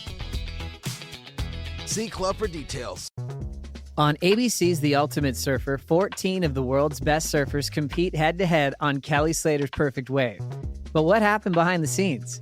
Find out on the Ultimate Surfer Post-Show podcast with Cassie Randolph and me, Joe Turpel. We've got episode recaps, breakdowns, and reality TV insights. Listen, download, and follow on Spotify, Apple, or anywhere you get your podcasts. Dun, dun, dun. Welcome back to the show. Oh, Mr. Cowley loves his spaced out radio. That's all I got. That's all I've created. All right. Who else? Ivy Smith has joined us, everyone. Yes, Norm MacDonald, good comedian, good Canadian kid, passing away today at the age of 61 due to cancer. 9-year battle with cancer. That sucks. He was funny. Yeah. Funny. It'll always be Turd Ferguson to me. Yep. You know, my favorite role of his was Adam Sandler's dipshit friend on Billy Madison. Yeah, we were laughing. I was watching all of his Saturday Night Live Burt Reynolds things today. It popped up, so it was really funny. Hey, Glenn John McEnroe, the pride of Wimbledon. How are you? Mm-hmm. You have a podcast, too, don't you? Yeah. What's it called? American Hauntings Podcast. Yeah, very cool. We're at the end of our 5th season now, so. Nice. Yeah, it's fun. Where can people find it? Just anywhere. Literally anywhere. iTunes, Pandora, Spotify, Stitcher, all that stuff. Yeah, it's all over the place. Sweet, man. Sweet. Who showed up here? Devil Wolf, how you doing? Welcome. We've got about just over 90 seconds.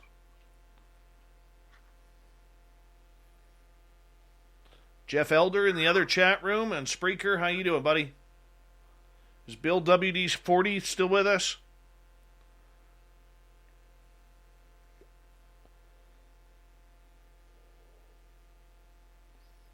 It's good stuff, man. Good stuff. Young Jazz, it's your bedtime. Mom's going to come in your room and give you a spanking.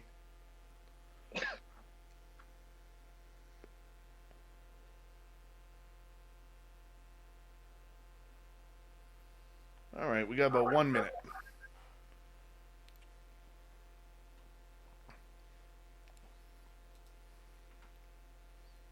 Always sing Mr. Cowley if he comes in late. Always.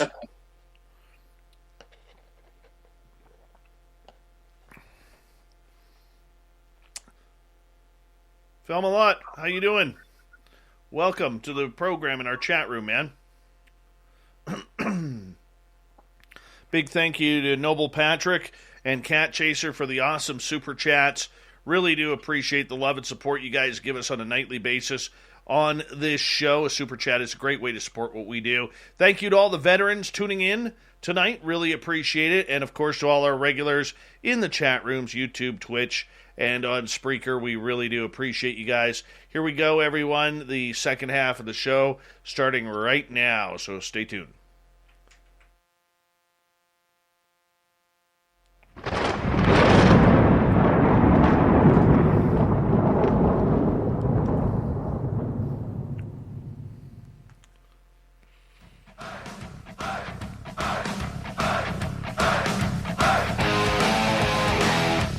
Second half of Spaced Out Radio is now underway.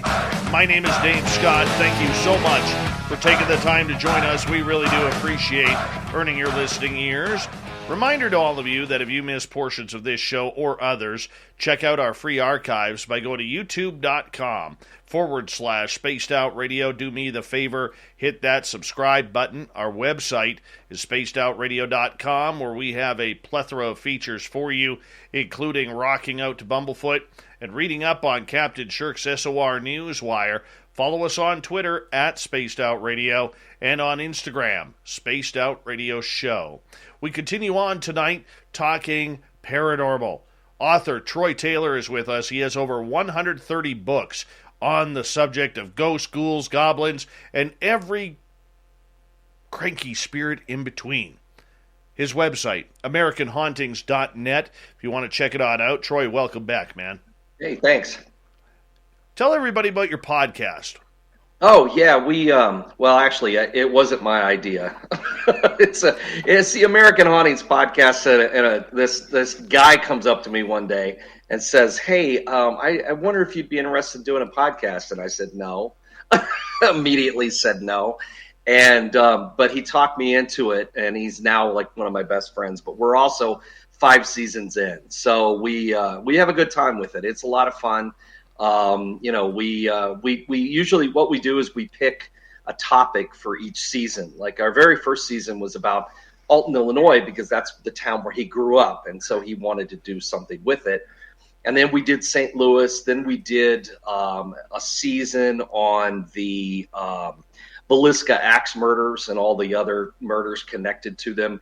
And we did a whole season on New Orleans. And then now we are finishing up a season on Hollywood ghost stories. So it's been a lot of fun, and we're having a good time with it. So I think people, if you like this kind of stuff, I think you'd like the podcast. So. Right on, man. Well, you're one of the top guys out there, and that's why we love having you here as well. I want to continue down the paranormal road with you, and I say that no pun intended, because you have a series of books on hauntings along Route 66. Yeah. How did you do that, man? Yeah, it's I put that together, and I'm actually I'm 3 books in out of 5, so I still have 2 to go. So I still need a couple more. I still have to finish a couple more of them, but I always had a thing about Route 66. I mean, I grew up in Illinois, a spit's throw away from Route 66 through the state. So I mean, this is where it started, was in Chicago, and so I just always had a fascination with it. I like the era. I like road trips. I like it. So, man, I've driven as much as Route 66 as I can. Years ago, I did the trip, and I've done it quite a bit of time in between, jumping on for a while. And it just seemed like a fun series to do, a series of books. I mean, you couldn't put it all in one book, not if you want to cover every weird story, because it's true crime, and it's just oddball stuff and vanishing hitchhikers, ghost stories, and a little bit of everything. So, yeah, it's fun. Well, I want to ask you, because, I'm Canadian, and a lot of our listeners are around the world, and even some Americans may not understand the full history of Route 66. Could you give us a little bit of a story about this highway, why it's so weird? I have a lot of friends out east that'll go, what's the deal? What? They don't get it. Route 66 wasn't the first national highway, but it was really the first one for automobiles. And so when they put that together, it ran from Chicago all the way to LA. And they took a lot of small highways and put them all together and turned them into one big route. And it just sort of became, I mean, this is in the mid-1920s, when they were really getting this up and running. And automobiles were just becoming a thing. And by the 1930s, everybody had a car. So, people were going on road trips. And this was an easy way, especially for people like in the Dust Bowl areas and stuff, to get to California in the 30s during the Depression and things. And it just sort of became this iconic highway. I mean, we get people who will come to this country just to travel Route 66. I mean, they come through all the time through the area, and they will, they'll come through in buses and all kinds of stuff, because it's just this fascination that with the idea, with the nostalgia of it. And it's not for everybody. It's one of those car culture kind of things, I guess. But it is pretty cool. And I know that it is lost on people who don't live along Route 66 or have any kind of connection to it. But yeah, I get that a lot from people out east, and I didn't even think about friends in Canada. It's really lost on you guys. Oh yeah. Like we hear about it, we know about it. Yeah. But I mean, outside of Bobby Mackey's, we don't know a damn thing about the ghosts along there. Tell us about some of these missing hitchhiker stories. Yeah. Well, there's, I mean, it starts in Chicago, and Route 66 passes by like the most famous area of where Resurrection Mary haunts. I mean, it goes right by. In fact, there is just steps away from Resurrection Cemetery where, Mary is supposed to be seen out sometimes on the road. People pick her up, give her a ride. She disappears from the car. Right near there is, in these books, and for me as a traveler, as a road tripper, which is something I love to do, as important for me as that ghost story is right near there is one of my favorite fried chicken restaurants. So it's all about, Route 66 is all about, not just the ghost stories, but the cars and the food and the weird places and the strange, unusual places, the TP Hotel, the car Stonehenge, the crazy giant statues on the side of the road. This is all part of it. And so with ghost stories connected to a lot of these places, with haunted bridges and haunted bits of highway and haunted restaurants that have been there forever, that's just all part of the whole atmosphere of Route 66. Even people who don't really have a big interest in ghost stories and the paranormal will embrace the ghosts of the roadside attractions and the highway and the Route 66 and that kind of stuff. Yeah. So these hitchhikers who have gone missing, well, no, it's not like that. Oh, I'm Okay. sorry. I should have specified. Okay. It's not that people that were hitchhiking on Route 66 and disappeared. These are like that old legend of the vanishing hitchhiker, with the guy who's driving along the road at night, picks up the girl. She says she needs a ride home. He takes her there. He goes up to the porch. The girl disappears from his car. He goes up to the porch, knocks on the door, and says, "Hey, listen, I just brought your daughter home, but I don't know where she went." And, when the woman who answers the door always gives him a story about, well, my daughter died in a car accident on Route 66 10 years ago. And he doesn't believe it because he spent the whole evening with her. And she says, well, I can tell you exactly where, her grave is if you go out to the cemetery. And, the guy goes to the cemetery. When he gets there, he finds the jacket he loaned the hitchhiker neatly folded on top of her tombstone. I mean, it's just one of those stories that's been around forever, but there's a lot of them around any kind of big highway areas, especially Route 66, which has become famous. It's very near the Hornet Spook Light, another one of those kind of things that's been around forever. Dating back to before there were automobiles, people were seeing this ghostly light appearing along this bit of highway right next to Route 66. Now, Route 66, of course, wasn't there yet. It wouldn't come for another 25 years, but it made a convenient place for people to stop. They opened up a spook light museum there, and it had an area you could sit and watch for the light. And I'm sure it had some sort of natural phenomena, but of course, it's a ghost light. So everybody had a ghost story that went along with it. But people would come out to see it. They'd line the roads. And I don't do that so much anymore. It seems to kind of be fading away. But for probably 50, 60 years, people would go down there on a regular basis to watch this light come bobbing along the road. And there's lots of places like that along the highway. But again, it kind of goes back to our discussion in the very first hour of little towns being haunted that nobody knows about.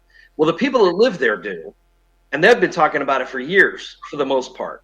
Every town, everybody goes, well, how come such and such town has so many ghosts? Well, because somebody decided to write them down. Because every little town has a ghost story, at least one, if not more. But they have to be collected. They have to be saved and preserved. That's why I think ghost stories are such an important part of our history. And it all goes back to that again. So we're back to full circle from the very beginning of the show, talking about how important the history is to ghost stories. Just like preserving the history of Route 66, a highway that was decommissioned in 1985, the last stretch of it. It hasn't been a real highway in 40 years practically, but we still talk about it. We still travel what's left of it because it's important to preserve that, and the ghost stories are a part of that, just like with any of these little towns. I mean, it's it's an integral part of all of it. Troy Taylor is our guest tonight on Spaced Out Radio. And no, that's not a ghost in the background. I promise you. Shar has a question for you. How has all of your investigations changed your belief system? Well, that's when I first started doing like actual investigations. I was going into it with the idea that places I was going to probably weren't haunted, but I wanted to see if maybe something would happen. And a place not being haunted was, or at least active, seemed in those days as important as ones that were, because when something did happen, it did sort of build up my belief system. But over time, as you and I have talked about before, Dave, I don't do a lot of investigations anymore. A couple of reasons. One, my hearing is not nearly what it used to be. But secondly, I sort of got away from all the equipment and the gadgets and the gear because I'm not really sure that that's really doing anything, when my interviews with people have been much more revealing, and for me, created more of a belief system that there really is something happening. Because, I mean, just for instance, just an example I give all the time. I had a house that I had some people contact me, told me their house was haunted, described what was happening in the house, what the ghost looked like, etc., and asked me if I could find out anything about it. Well, that was right up my alley because I got to dig into all the history of the house and found out that there really had been some pretty scandalous things that had taken place in the house. And even, in fact, a guy who had stolen a lot of money from a local bank had been the original owner of the house and had committed suicide. Not in the house, but he had killed himself while living in the house.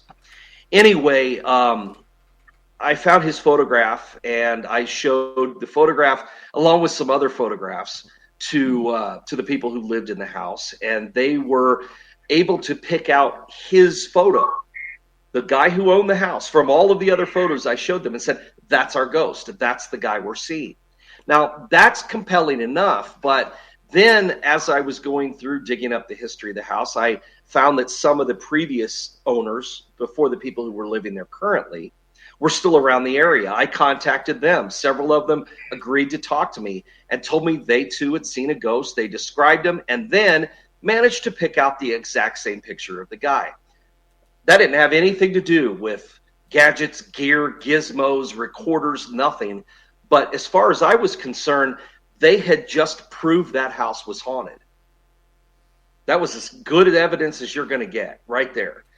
And so to me, that became kind of a turning point for me in the kind of investigations that I did. And as far as belief systems go, I would say that, things I've experienced, as far as, I'm not a psychic. I don't talk to dead people or anything. If I do, they don't talk back. I don't hear them anyway. But I have had enough experiences that has convinced me that there is something to these things. And I think that was, well, just like going back to this, the St. Louis exorcism. I could read about it all I wanted, but when I'd hear from people who were actually there, that was compelling. So when I would go to some place and, I would hear a noise I couldn't explain, or I was touched, or I would hear, something, moving, or would, in a couple of instances, actually saw an apparition. It only happened to me twice ever in all these years that I've actually seen a ghost. But that was compelling to me, along with the stories, the firsthand accounts. So I guess really my belief system changed my investigations instead of the other way around. Me being able to be introduced to the history side of things and my own personal experiences kind of changed how I felt about investigations, which is why I don't really do them much anymore. I love to go to places to be there, to experience it so that I, see if something's going to happen, but I don't know that anything ever will. But if it does, then I've just become part of my own story, and that's kind of fun sometimes. You ever bring any spirits home? No, I never have. I've lived in a couple of haunted houses, but they were haunted before I ever got there, and they didn't move with me when I left. So... Well, let's get into another story here. We got about 7 minutes, 30 seconds before we have to go to break here at the top of the hour. For you, whether it's Route 66 or any of the crazy battlefields that you have done stories on and the history on, is there a story that really sticks out for you that hit you emotionally? Well, gosh, yeah, that's a good question. Yeah, I mean, there have been plenty of, I guess really as far as emotionally goes, the only place I've ever been that I was actually scared enough that I wouldn't spend the night was and I know it's kind of a famous story, but the Bell Witch Cave in Tennessee. When you know the whole story behind it, it's pretty scary. It's a 7-year haunting of a family where the ghost actually claimed credit for killing one of the people involved. That's kind of scary. And there's a cave on the property where the farm existed that, I'd been to, I don't know, man, I've been there probably 50 times. But one time in the middle of all that, I had the opportunity to spend the night inside the cave by myself. And it's the only place that I've ever actually left. And I would not stay.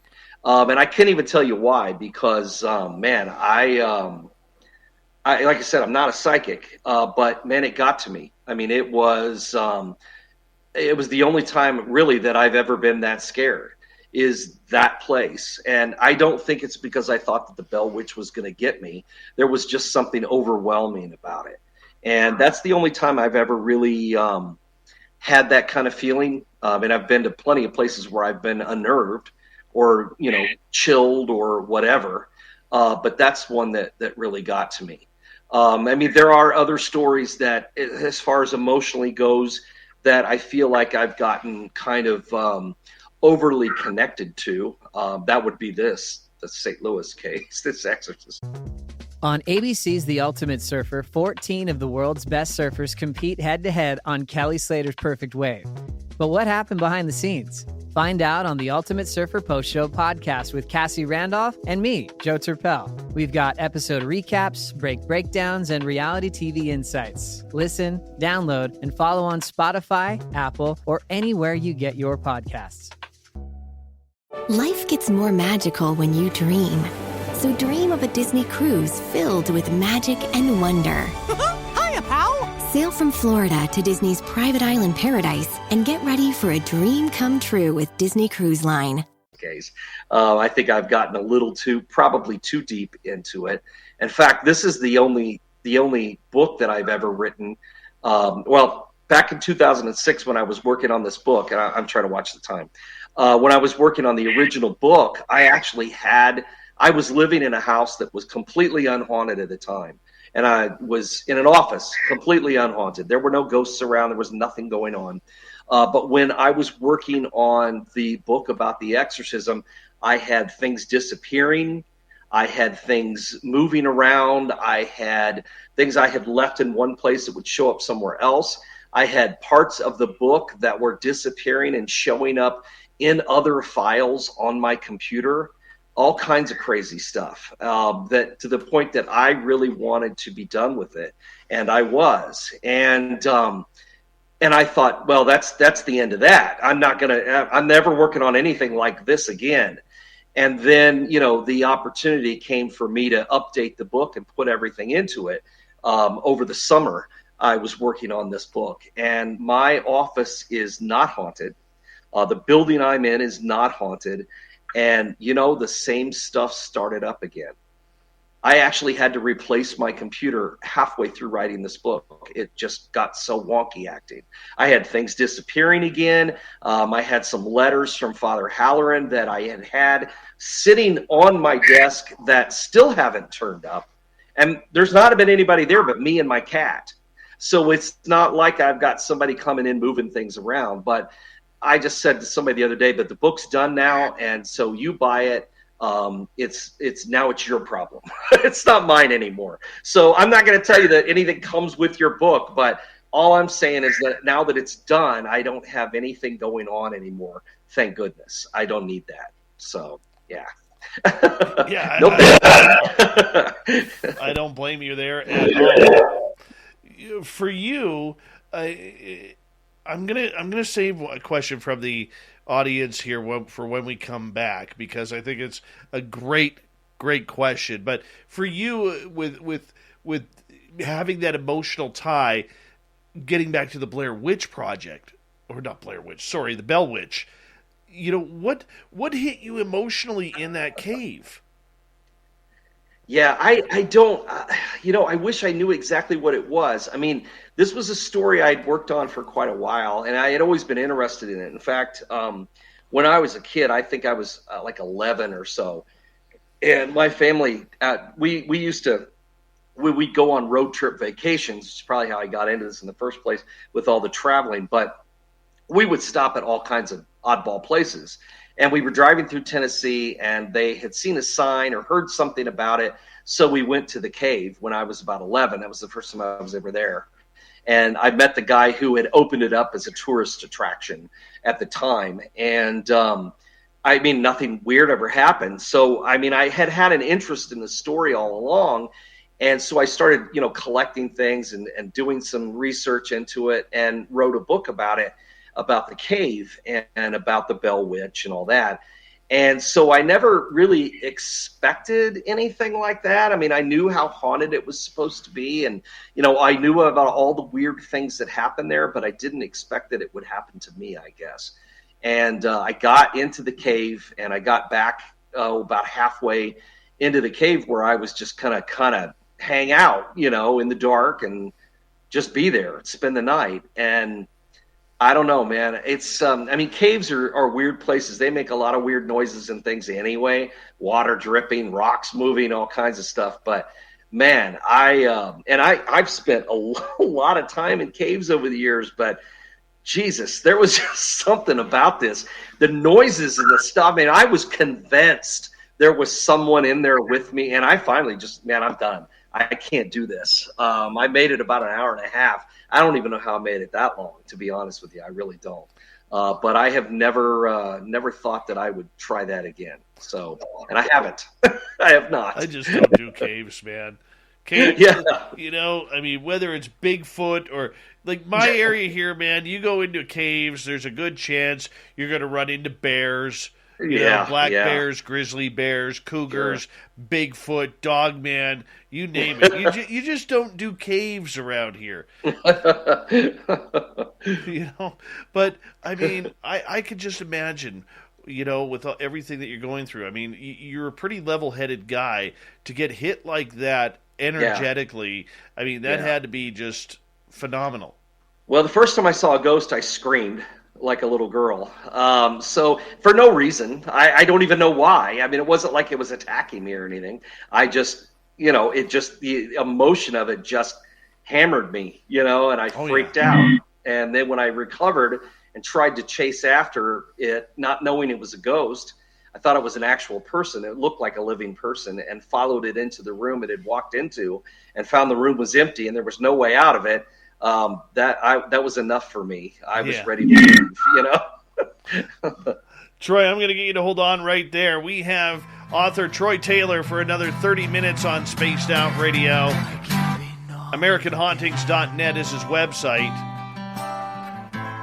And after that, the Magic 8 Ball is going to get warmed up for your psychic questions when we come back on Spaced Out Radio.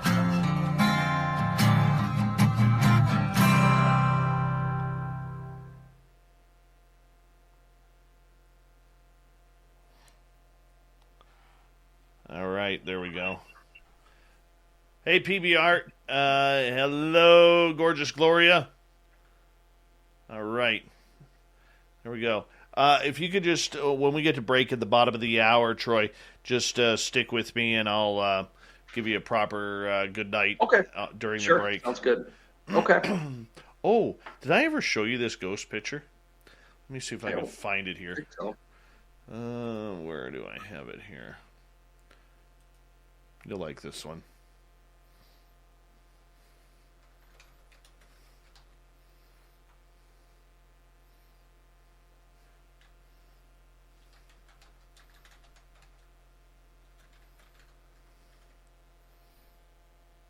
Of course. Now it doesn't want to show up.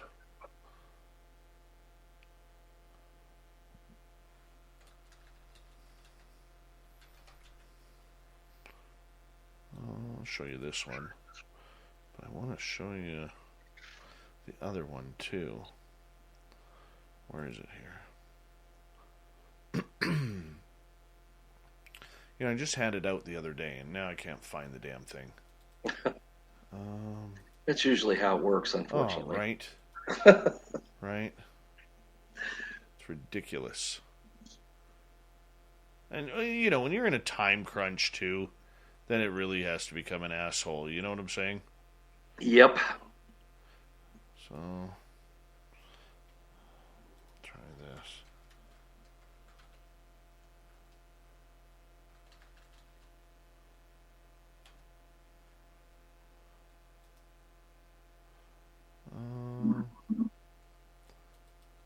Take that one there. And where's the other one? Come on. Where did I put you? No, you're not in there.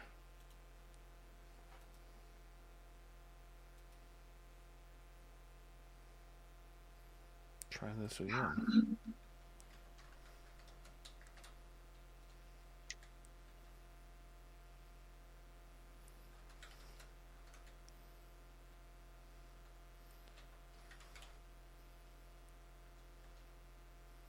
What the hell is it? I just had it here the other day.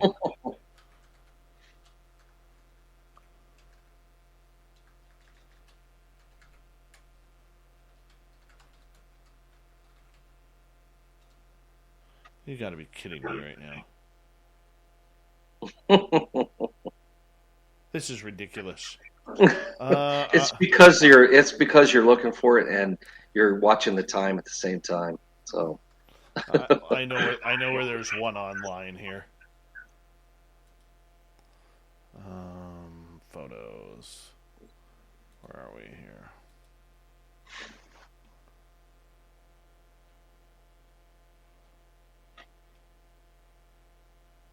There it is. Move this over here. And let me just figure out my time here. Yeah, we got a couple minutes. All right, so we got this guy twice at a local bard. I'll share this with you here.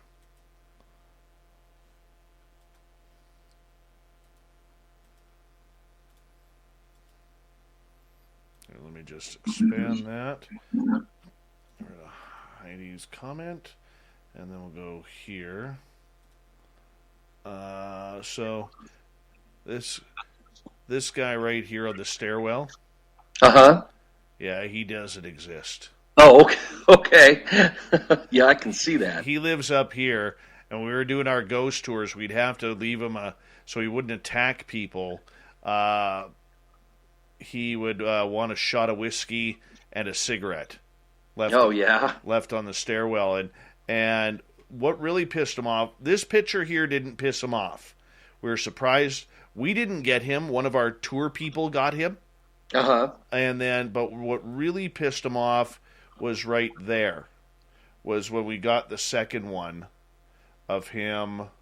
There's his face, one half of his face right there. And if you brought the two together, you would actually see that the same mark right there is the same as the mark that you could see right there. Yeah. Right there on his photo. So we got him twice. And he, after this second photo, he basically said, absolutely no more photos of me. Yeah, and that was it. Yeah, he attacked me. He attacked my buddy Mark. But here's a cool photo. I wish the person wouldn't have outlined it. But here's a really cool photo. This is in the barn on the bottom floor. And you can see the horse face. Oh, yeah. Yeah. So one of the issues that we have at the barn for our tour, which we don't do right now because of COVID, was one of the idiot volunteers who he was a firefighter for 35 years, so he doesn't believe in the paranormal because he was a firefighter for 35 years, and he'll let you know that.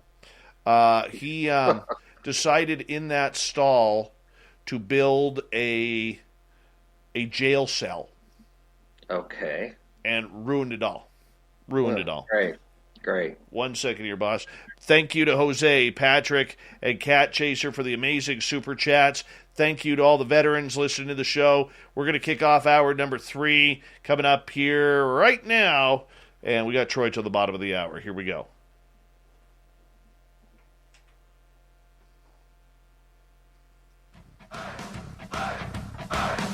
Would you like to connect with us? Head to spacedoutradio.com for all your latest show info. Now, back to Dave Scott and SOR. Third and final hour of Spaced Out Radio is now underway. My name is Dave Scott. Thank you so much for taking the time to join us. We really do appreciate earning your listening ears. We want to say hello to everyone listening in on our terrestrial affiliates around North America and digitally on TalkStream Live, Revolution Radio, and KPNL. All of our archives are free. What you got to do is go to youtube.com/Spaced Out Radio. Just do me the favor, hit that subscribe button. The Desert Clam has set the password for tonight in the SOR Space Travelers Club. Umbratilus. Umbratilus is your password. Use it wisely, Space Travelers, as the password is set each and every night right here on Spaced Out Radio. Our website, spacedoutradio.com. It's a brand new website. I hope you check it on out. We got some really cool stuff on there for you, including rocking out to Bumblefoot and reading up on Captain Shirk's SOR Newswire. Follow us on Twitter at Spaced Out Radio and on Instagram, Spaced Out Radio Show. For the final time tonight, we introduce our guest, Troy Taylor. He is the creator behind AmericanHauntings.net. He's got over 130 books out there on the paranormal. You can find them on his website. Once again, AmericanHauntings.net. And here we go. Troy, thank you so much for joining us. Sure. Hey, glad to still be here. And awake. Is there any paranormal topic you won't delve into? I don't know. Some stuff just doesn't interest me that much. You know what I mean? I think probably because I'm not one of those people who, has psychic abilities or anything like that. I don't really get into all of that too much as far as, psychic readings, that kind of stuff doesn't interest me that much. It's maybe because I don't have any of those kind of abilities, it all just seems so subjective that I just don't get into it much. But I really love, pretty much anything else. I don't do a lot of UFO stuff either. I don't know why. It's like somewhere you have to draw a line of how much you can fit in your brain. So Absolutely. No, I don't have any erotic ghost experiences, but I wish I did. So, I wish I could say.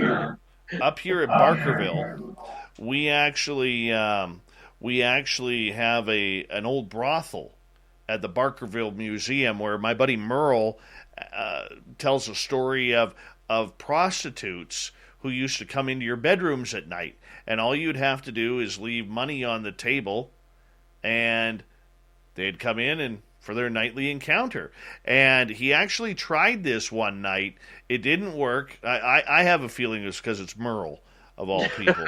but he actually tried it one night, and the legend is that some people who stay in those rooms at night will actually get approached and feel a ghost crawl into bed with them and try to have sex with them.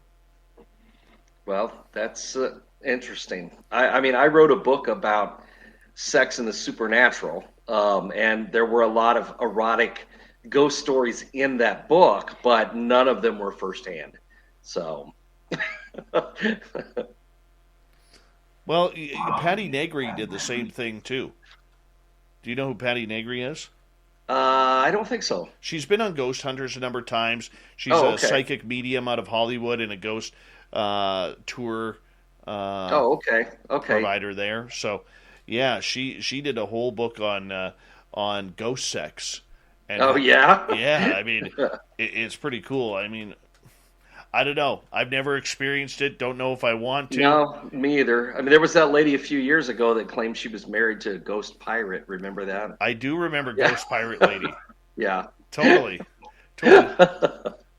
All right. I've asked you a number of paranormal questions tonight, but for you, and I know the thrill of the story is the big part for you, what's the ultimate story you would like to cover? Oh, boy.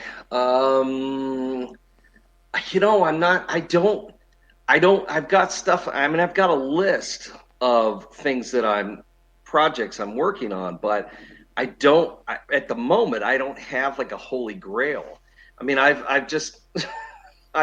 pretty much just write whatever I want to write kind of thing, so whatever strikes my fancy, I'll write it up. And, so, I mean, I've got a list of stuff that I'm going to do, but honestly, I mean, that's my honest answer.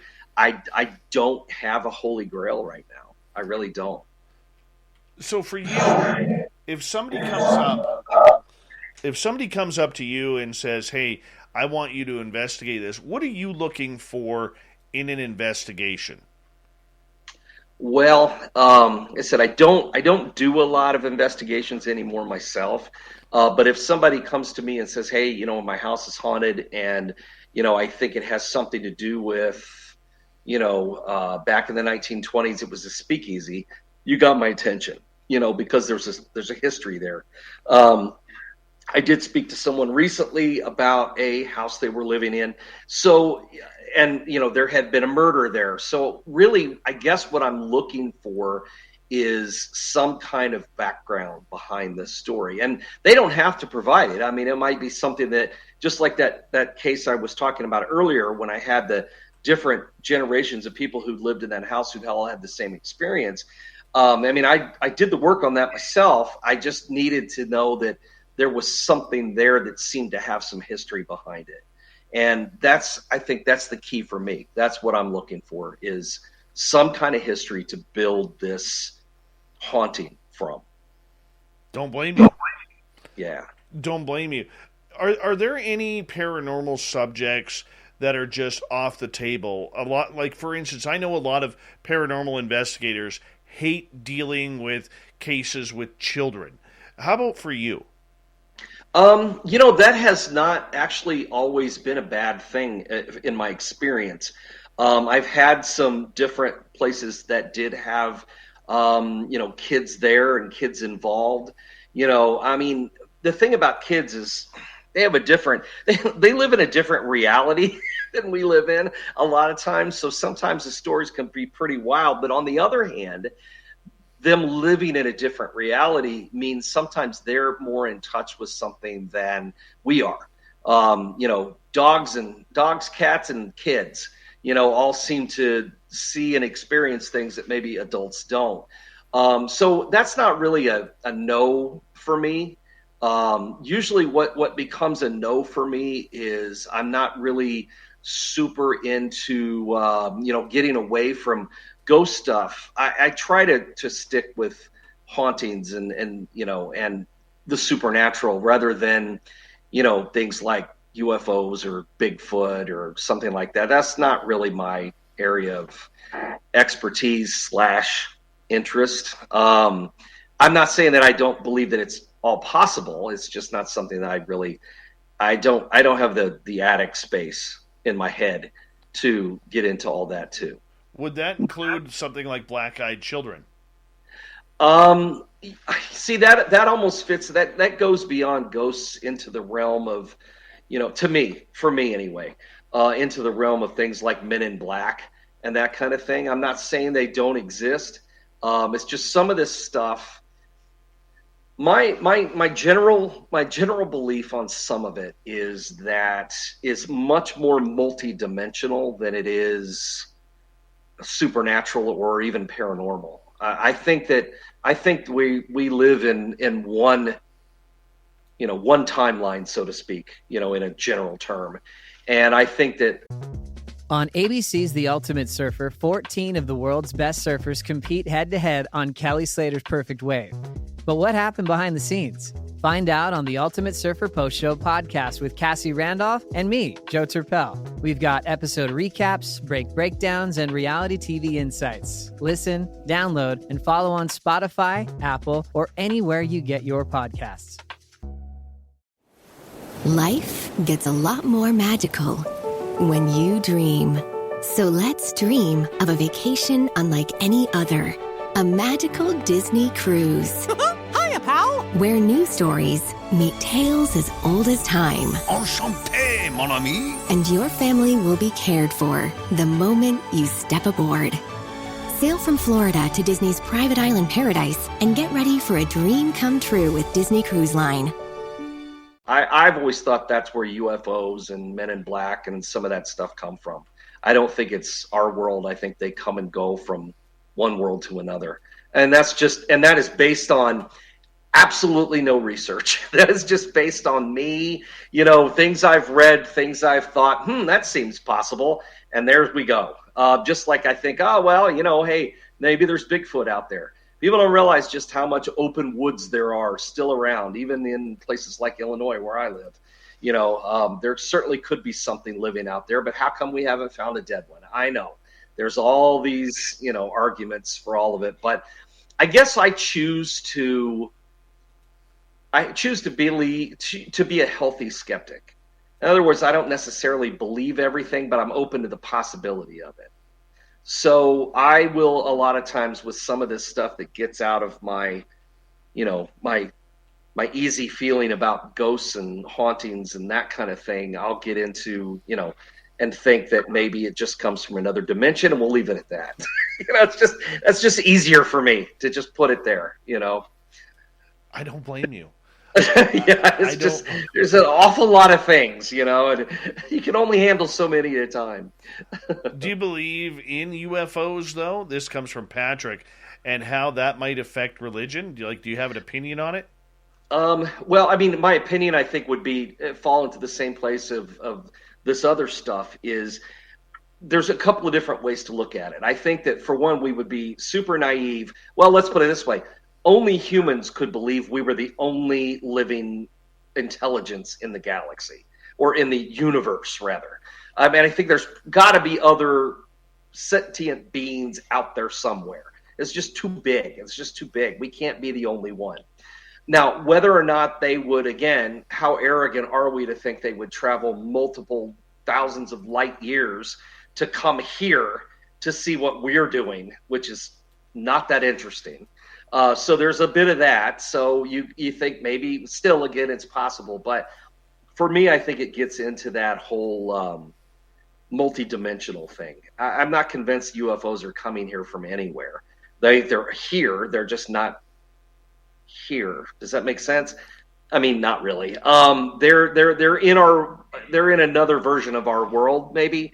I don't know. Maybe they're from the future. I have no idea, honestly. I know nothing about UFOs other than I like the X-Files. That's pretty much where my UFO knowledge comes from. It can only go so far. But on the other thought, though, getting into the religious thing, if UFOs did show up or aliens landed on this planet, I think that it would upend religion for people who are religious, because then they now have to consider the idea that the God they believe created them to be just special here on Earth.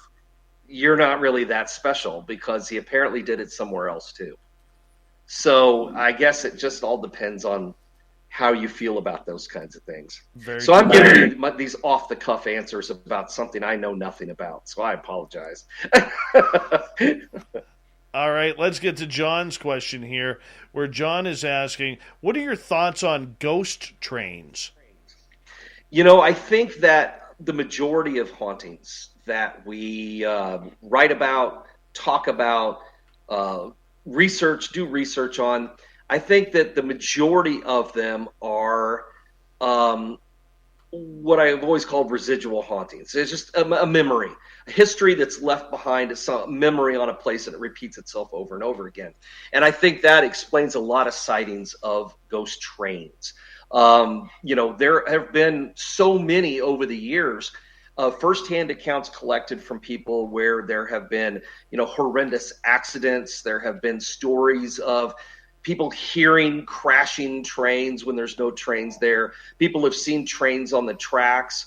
There's a really great story about the big Florida Keys hurricane that happened in the 1930s, about this brave railroad engineer who ran his train backward to try to rescue people, to get them off. The only way to get out to Key West at the time was by the railroad that had been built, Flagler's Railroad. And so this guy had taken his train and ran it backward to try to rescue people. And since that time, whenever there have been hurricanes in that area, people have seen a repeat or have heard this train repeating itself in the same spot. It's a great story. I mean, I can't vouch for it firsthand, but it's one that's been repeated over and over again. One that I've always had an interest in is the train of Lincoln's funeral train, that ghost train, which is, traveled after Lincoln's death, President Lincoln.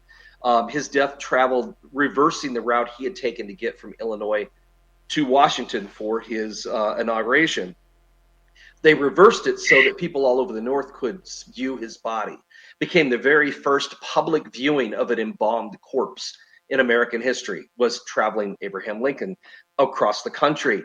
And since that time, there have been lots of reports across New York, Pennsylvania, Ohio, Indiana, even Illinois, of this train repeating itself around the anniversary of middle of April, the anniversary of the assassination and the trip back.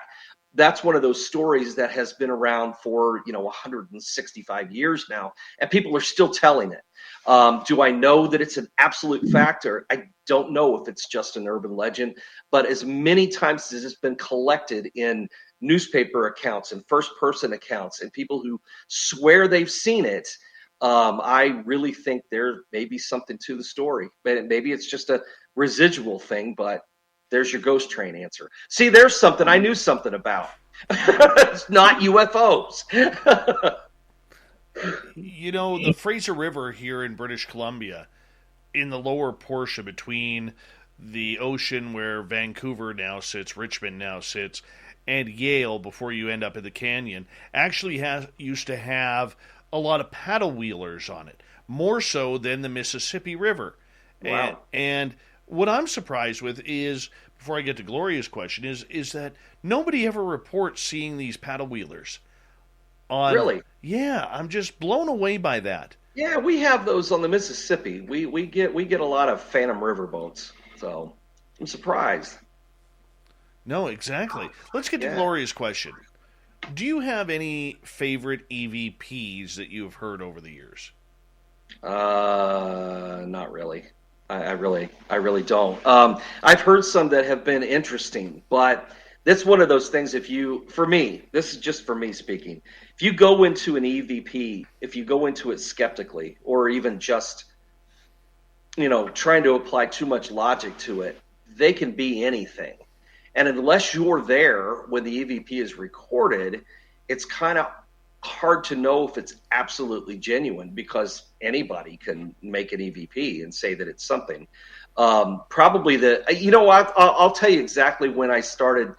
I mean, there's all kinds of criteria that I've said that this is how you should do an EVP. Set it up with all these cameras so that you can monitor the whole thing the entire time. That way, for sure if something comes up. But I stopped kind of just genuinely believing in wandering around, picking up things, asking questions into a tape recorder. This has been years ago, but we had done an investigation at this spot that used to be it really was a speakeasy and a gambling parlor back during the 1920s and early 1930s. And we'd gotten access to it. It had been abandoned and had been opened up, and we were able to get in there and do a bunch of investigations. We had a lot of really good information and photographs and things out of it. But we were in there one night doing an EVP session, and you can hear on the tape when we're listening to it as our group, we got together, we're listening to all of our audio, and you can hear me asking questions. Is anybody here with us? The standard stuff. Well, at one point I said, you can hear my voice on the tape say, is there anyone here with us? And you hear a voice that goes, hello, just like that, plain as day. Now, I knew it wasn't no one had spoken, and we hadn't heard it spoken aloud. It had just shown up on the tape. Well, we made a big deal out of this. I played it for everybody. And so finally, after about a week of this buddy of mine that was there with me that night takes me aside and says, listen, I got to talk to you about this tape. You got to stop playing it for people. And I said, why, man? This is really cool. And he said, that's actually my stomach. I had chili right before the investigation. And I was sitting by the tape player, and it was my stomach making a growling noise. Sure. Because I needed to go to the bathroom. And I thought, man, you got to be kidding me.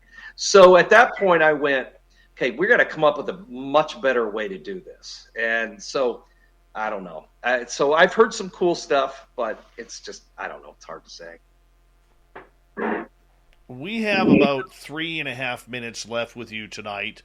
And, I love this creepy audio from your speaker that keeps picking me up. Just add some creepiness right to it tonight, but that's okay. I was not prepared for this. I'm sorry. I did not know I was going on camera and all this. I thought I was just answering the phone. That's the way we did it the last time. So I was ill-prepared, and I apologize. Handsome beard like that, we got to have you on camera again. but the one thing that I am going to announce right now is that I'm not going to wait another 2.5, 3 years before having you on again.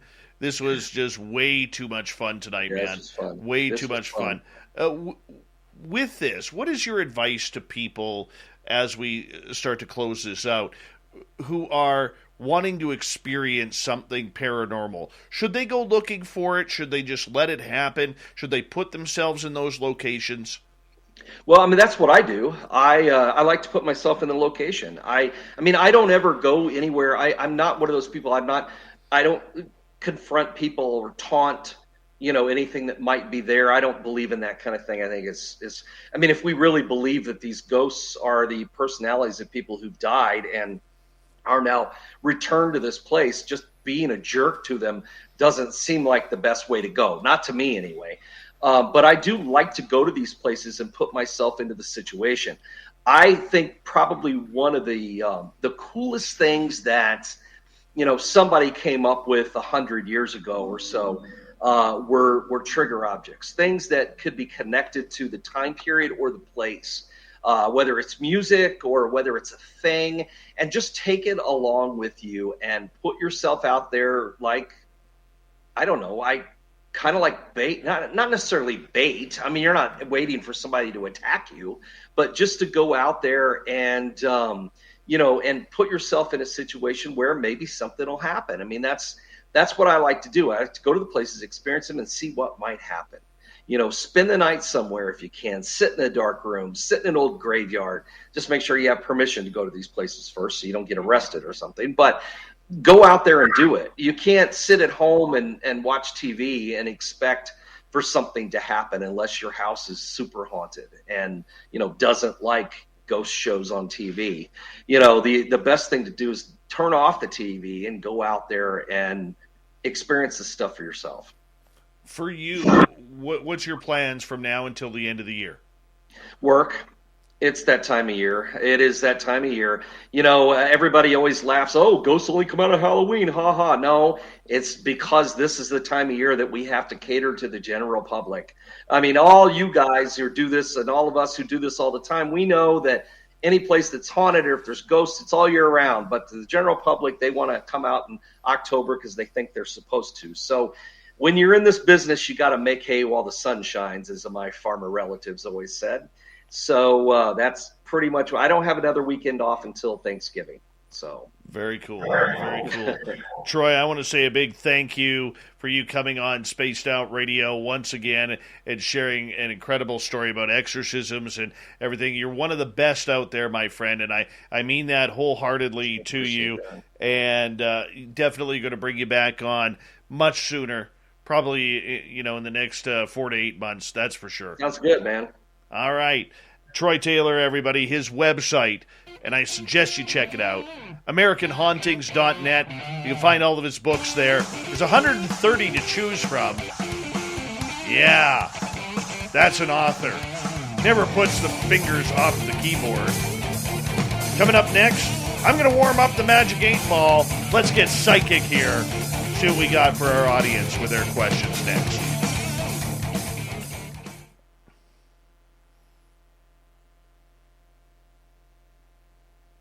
All right, brother, that was awesome. All right, cool. Thanks, man. Yeah, man. Yeah, man. I really appreciate that, and it's so good to be to reconnect with you. Yeah. You get so damn busy with. I know. So no, I really appreciate it, and thanks to my team for tracking you down. We'll make sure that we get you in here probably January, February, around there to make things happen again and kick off. Get you to do a review of the Ghosts of 2021 or something like that. Yeah, sounds good, man. All right, brother. I'll let you go get some sleep. All right. Well, take care. Take care. All right. Good Bye. night. All right, Troy Taylor, everyone. How fantastic was that?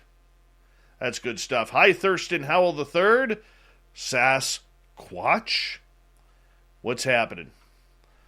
Got the Magic 8 Ball here. Starting to warm it up. Yeah, man. That was a good show. Fun show. Sorry about the audio there, guys. Sorry about the audio. He wasn't in his office. Hey, gorgeous Tristan Stevens, how are you? He wasn't in his office, so he set up his computer at home and he didn't have headphones, so the feedback was coming through his speaker, so that's why it sounded like I sounded demonic every now and again.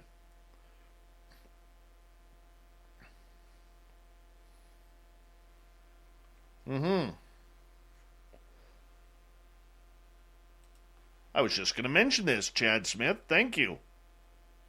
Our new website and merch store. Go to spacedoutradio.com. Check it on out. Ben from UFO Garage has literally taken the idea of a cool website right out of my head and put it right on the internet for you guys to check on out. We got a great store there. Today we sold a number of t-shirts. Today. And we also sold a Merle hat. Yes, a Merle hat. How cool is that? So make sure you check it on out. We got some really cool swag. It's another great way to support what we do. And then when you get your swag, what I want you to do is I want you to take a picture of it because we have a cool section on our website that is a fan zone. So if you haven't seen our new website yet, I'll quickly show you here. Let's go spacedoutradio.com. We'll share the screen here. Oh, look, there's Lynn Wallington right there. Little Lynn Wallington.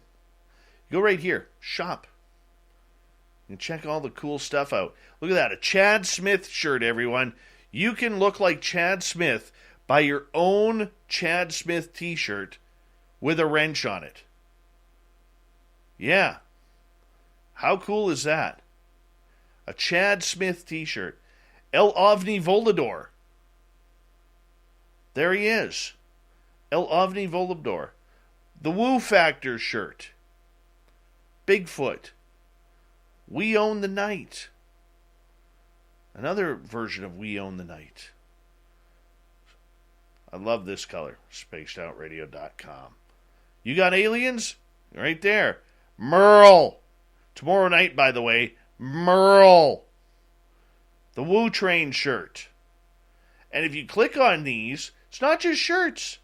No. You can click on, let's say this Chad Smith shirt here. And look what we got here. We got Chad Smith stickers, Chad Smith mask, if you're still into wearing one of them. And, yeah, that's how it goes. That's how we roll around here. You know, let's see what else we got here. Let's check out this one. What do we got here? Look at that. A We Own the Night hat. How cool is that? How cool is that? Friggin' cool. What else we got here for swag? Hoodies, shopping bags, coffee mugs, water bottles, camper mugs. Yeah, that's how we do it here. That's how we do it. SpacedOutRadio.com.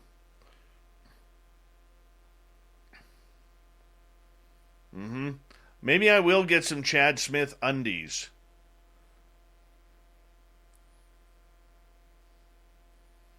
I'll have to talk to Ben about that.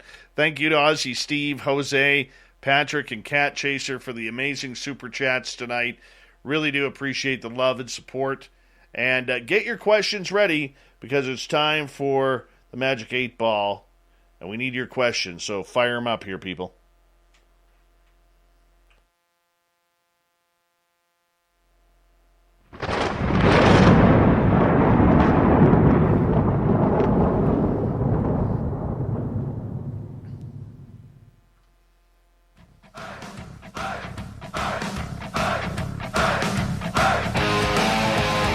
At third, we're heading for home tonight on Spaced Out Radio. My name is Dave Scott. Thank you so much for using us as your entertainment source for the night. Want to remind you that if you've missed most of this show or others, check out our free archives by going to youtube.com/Spaced Out Radio. Do me the favor, hit that subscribe button. Our website is spacedoutradio.com, where we have a plethora of features for you, including rocking out to Bumblefoot and reading up on Captain Shirk's SOR Newswire. Follow us on Twitter at Spaced Out Radio and on Instagram, Spaced Out Radio Show. Speaking of the night, here we go.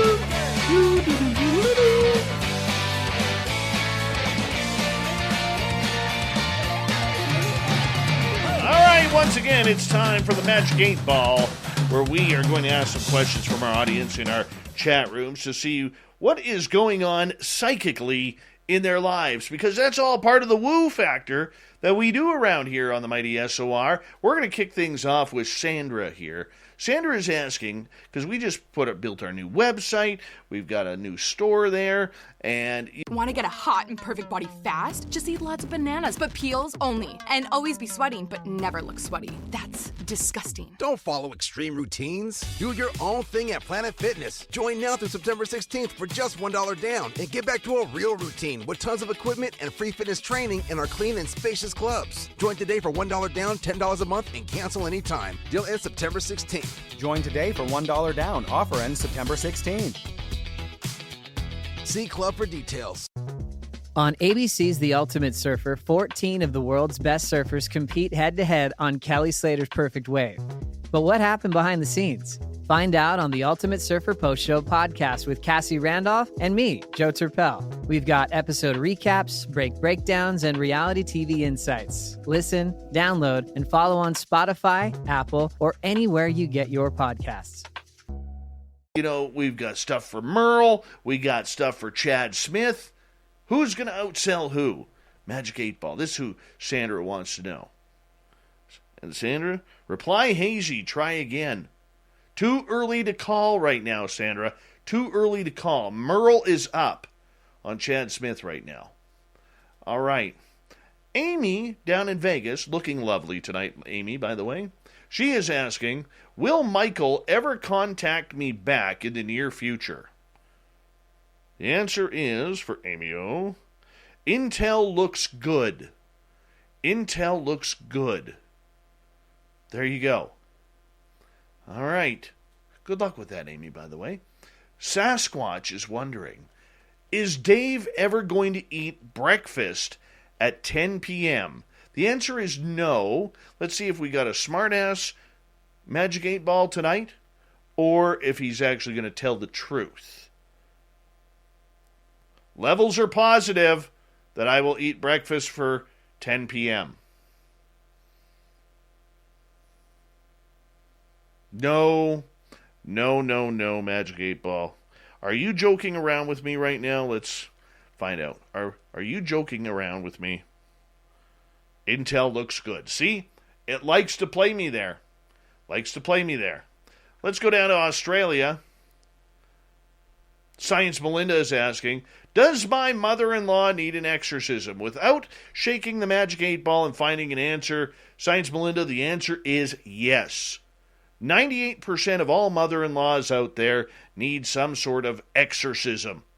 I will never forget my first marriage. I was dancing with my ex-mother-in-law, and she whispers in my ear, I am going to be your worst nightmare.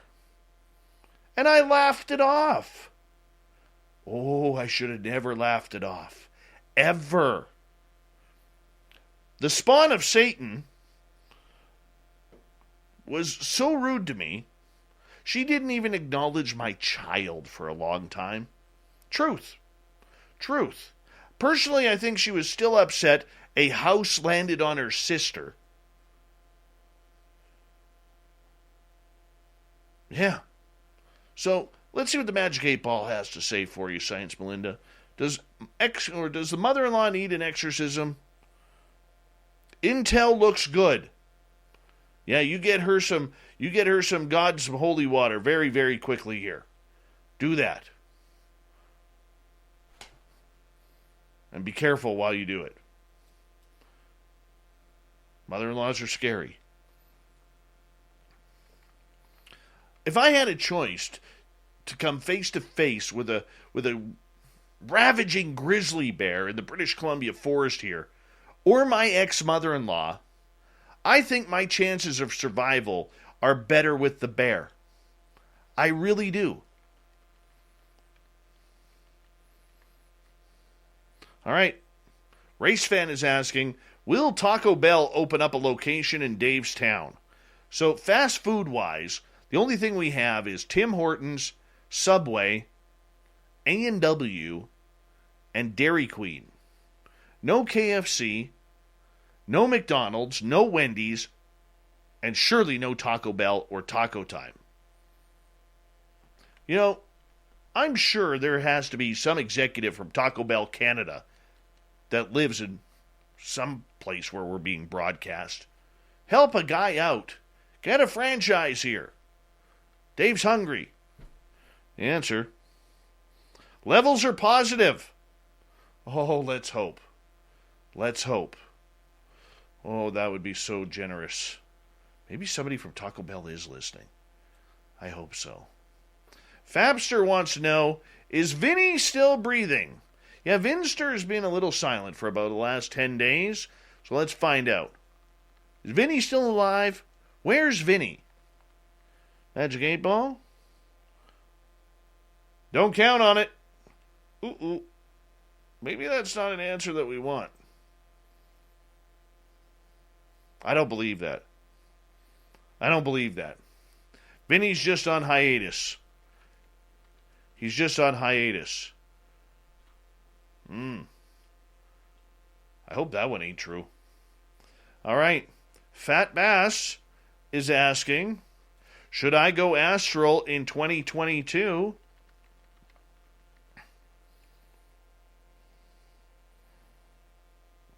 It is decidedly so. You need to. Yeah. Go for it. Go astral travel. It's fun, man. Go for it. John, Fedora John, is asking, Dear Magic 8-Ball, if I lose my virginity to a ghost, am I still a virgin?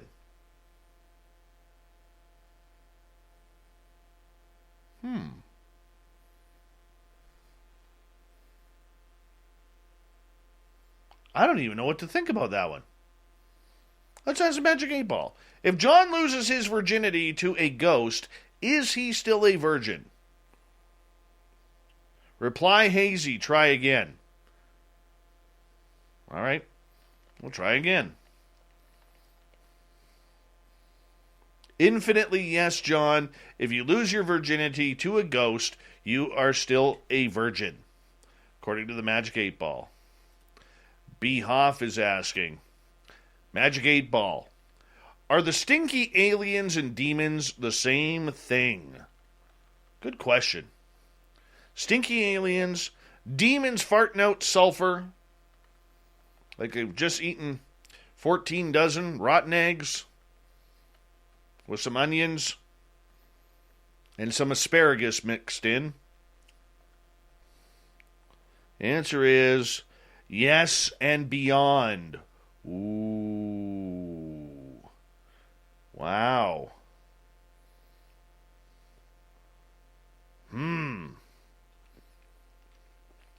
Aliens and demons. Maybe the Christians have this one right.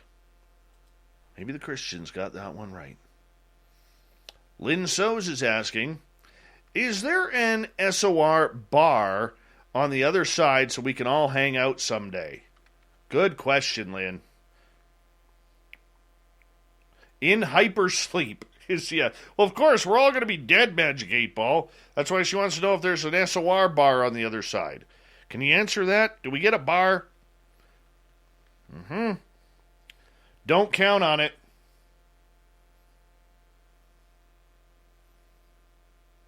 Why not? Why can't we have an SOR bar on the other side? That sucks. Chris Mo in Austria wants to know, are you being snarky tonight, dear Magic 8-Ball? Sensors read no. I think it's got an attitude tonight. Maybe not snarky. There's a little bit of an attitude. Let's go over to Jennifer's question. Jennifer's asking Magic 8-Ball, is the bridge cursed? What bridge? Now I'm curious. It is decidedly so. Yes, it is cursed. So if you see a Mothman all of a sudden flying around your area, Jennifer, get the hell out. That bridge may collapse. Just saying. Been proof of that in the past. All right. Sinister Vax is wondering, should I go into early retirement? If you're in sales and you take that retirement, you come see me. We may need you. Levels are positive. Retire early, Mr. Sinister Vax. Retire early. Go for it. Enjoy it. You've worked long enough. You've worked hard enough. All right. Ivy wants to know, Magic 8-Ball, will the new Ghostbusters movie be good? All clear. Should be. Should be good. I'd like to see that. All right. Sasquatch is asking, Taco Bell got rid of nacho fries. That's terrible. That is terrible news. Should I contact my senator? How do you get rid of nacho fries?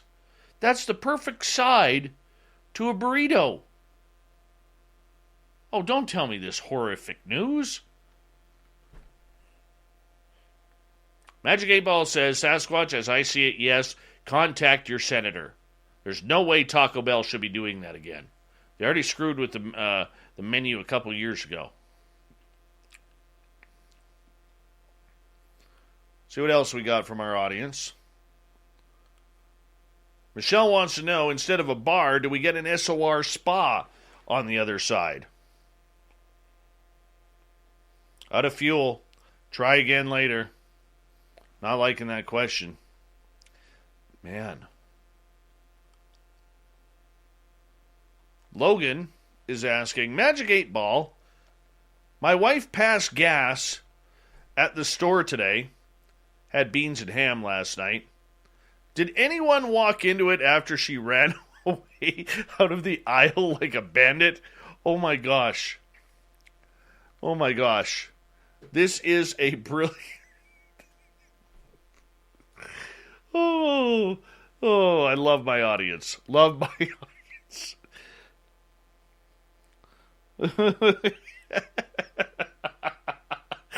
Oh, that's good. Yes, and beyond. Oh, my goodness. Oh, the Magic 8 Ball. This is why we love it. This is why we love it. Logan, you can tell your wife that she literally disturbed some people in the supermarket or wherever store she was in by breaking wind. Hey, we all got to do it sometime. Sandra, will Dave find a bear in his yard? You know what's weird about that, Sandra? Is right before the show tonight, I picked up my boy from guitar lessons, and I looked up in my trees, because I got 8 tall trees in my front yard, and that was the first time ever I've actually looked up in my trees to see if the bear was up there. Because he knocked over my recycling last week. Wasn't happy about that. I gave the ghost in my yard a little crap for that. I said, what is that? What is this all about? Anyways. Out of fuel. Try again later. Haven't seen the bear around lately. I don't know if he's moving on or into a different area. But that doesn't surprise me, that answer. And we got time for, 1 or 2 more here. Sasquatch is asking, will Logan's wife throw him out of the house tonight due to embarrassment on Spaced Out Radio? Levels are positive. Logan, you better go get a hotel room, because you are in trouble tonight. You are in trouble. It's either the couch or the hotel. Maybe a Motel 6. She might even not even grant you a hotel. You might get stuck at a Motel 6 for this one, man. You just might. I feel bad for you right now, dude. Feel really bad for you. All right, let's get to the news.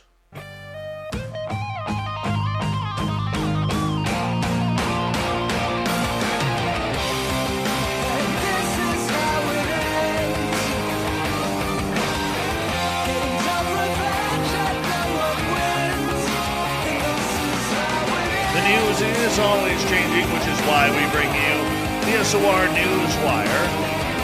At the back end of every show, we're getting to the weird, the strange, the wacky, and sometimes the taco lovers. Video streaming has made sitting through commercials a thing of the past for many. Could a subscription model change the game for taco lovers? Taco Bell is now testing its own monthly service in Arizona. The Taco Lovers Pass costs between $5 and $10, depending on your location. Guarantees the holder a free daily taco for 30 days. Where has this been all my life? Getting a little emotional here.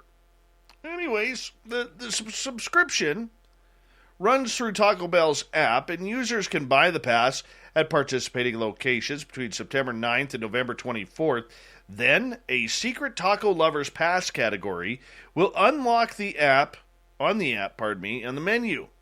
Customers can then use the app to order the following: Crunchy Taco, Spicy Potato Soft Taco, Crunchy Supreme Taco, Soft Supreme Taco, Doritos Locos Tacos, or Doritos Locos Taco Supreme.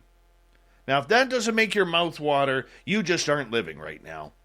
The taco purveyor isn't the first chain to test out in life the so-called subscription economy, in which you could pay monthly for nearly anything, including children's toys, curated wardrobe editions, and even cheesecakes.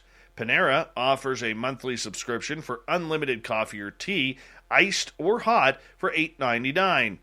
Pret A Manger is rolling out a similar service in the U.S. in September that includes unlimited specialty drinks for just $19.99 a month. Taco Bell's trial started at 17 participating locations in Tucson September 9th and is slated to run through November 24th. No word yet on possible expansion of the trial. Hey, Len down at Apache Junction for the Rattler. You know, the Rattler where we broadcast, even though someone out there says we don't broadcast on any radio stations, but we're actually on the Rattler. Anyways, get me one of these, man. Get me one of these. One of these days I am going to go down to Arizona, probably before I'm 65 and retired. You know, before I'm like, get off my AstroTurf at my campsite for my long, ugly motorhome. I want one of these. I got to test it out. This thing's like heaven. Heaven right now. Now, imagine being me right now, living in a town with no Taco Bell. Horrible. Here's something weird on Facebook. Finding dolls creepy has a long and storied past for the actual phobias of dolls, pediophobia, by the way, to generally accepted theory that dolls are often unsettled due to the uncanny valley effect. Yeah, there are museums devoted to collecting horrible little mannequins, but here's something strange as we continue on. Spooky Doll Hour. What's this all about? The group represents the hyper-absurd end of usage spectrum for the platform. Facebook's groups are widely used by communities to connect over anything, and now spooky dolls. Who wants this? Who wants it? I'm not even doing this story. I don't want this. Dolls scare the hell out of me. Mandy the haunted doll almost killed Merle. Captain Shirk trying to scare me there. Shirky poo. Moving on. This one I want to see happen. Bringing extinct creatures back to life is the lifeblood of science fiction. Almost tantalizing, isn't it? Thinking Jurassic Park and its stable of dinosaurs? Well, due to advances in genetics, scientists are thinking of cloning endangered animals and can sequence DNA extracted from the bones and carcasses of long-dead extinct animals, and geneticists led by Harvard Medical School's George Church aim to try and bring the woolly mammoth back to life, which disappeared just 4,000 years ago. Imagining a future where the tusked Ice Age giant is restored to its natural habitat. The efforts got a big boost on Monday with the announcement of a $15 million investment. Proponents say bringing back the mammoth in an altered form could help restore the fragile Arctic tundra ecosystem, combat the climate crisis, and preserve the endangered Asian elephant, to whom the woolly mammoth is most closely related. However, it's a bold plan fraught with ethical issues. Not many think that it should come back, and that when you're one, you're done. Oh well. Let's see what else Shirky Poo has for us here. And squirrels on a survey. New boa constrictor species found for the first time in 133 years. It's actually kind of cool. In the tropical arid forests of the Caribbean, a new species of boa slithered undetected by scientists for over a century. The tiny snake, dubbed the Hispaniolan vine boa, has wide eyes, a unique zigzagging scale pattern, and a square snout. Real cute guy. If you like snakes, I'll keep it in a picture if you don't mind. And you know what? I think we'll call it the night right there. we'll call it the night right there on the news. Thank you, Shirky Poo, for the wonderful news for tonight. We really do appreciate that. And a big thank you to everybody playing along on the Magic 8 Ball. And to Troy Taylor for coming on in, hanging on out, telling some really, really cool paranormal stories. His website, AmericanHauntings.net. 130 books he's written over the years. 130. That's a busy guy, man. We got Mr. Ron Bumblefoot Thal rocking in the background with Little Brother is Watching. Bumblefoot is the official music of Spaced Out Radio, rocking us in and out of every single show. Get your horns up for the guitar god himself. Special thanks to everybody listening in at work, at home, in your cars, wherever you may be. Thank you to everyone in our chat rooms tonight on YouTube, Twitch, LGAB, Revolution Radio, Spreaker, Facebook, the Space Travelers Club, and on Twitter at hashtag Spaced Out Radio. I know you're out there somewhere. Remember, this show is copyright by Spaced Out Radio and SOR Media Ventures Limited. Thank you so much for choosing to share your evening with us, because together, my friends, we're watching. We own the night. Mr. Bumblefoot, we need a favor. We need you to take us home.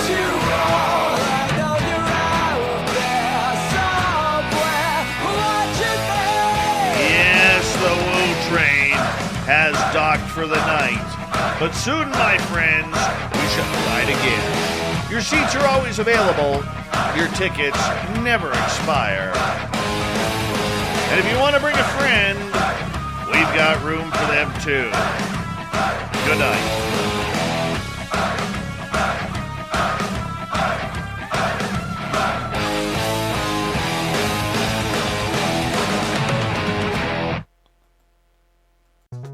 On ABC's The Ultimate Surfer, 14 of the world's best surfers compete head-to-head on Kelly Slater's Perfect Wave.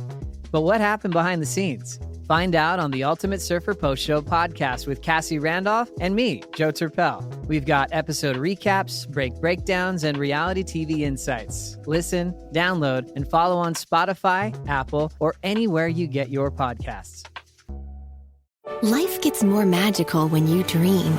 So dream of a Disney cruise filled with magic and wonder. Hiya, pal! Sail from Florida to Disney's private island paradise and get ready for a dream come true with Disney Cruise Line.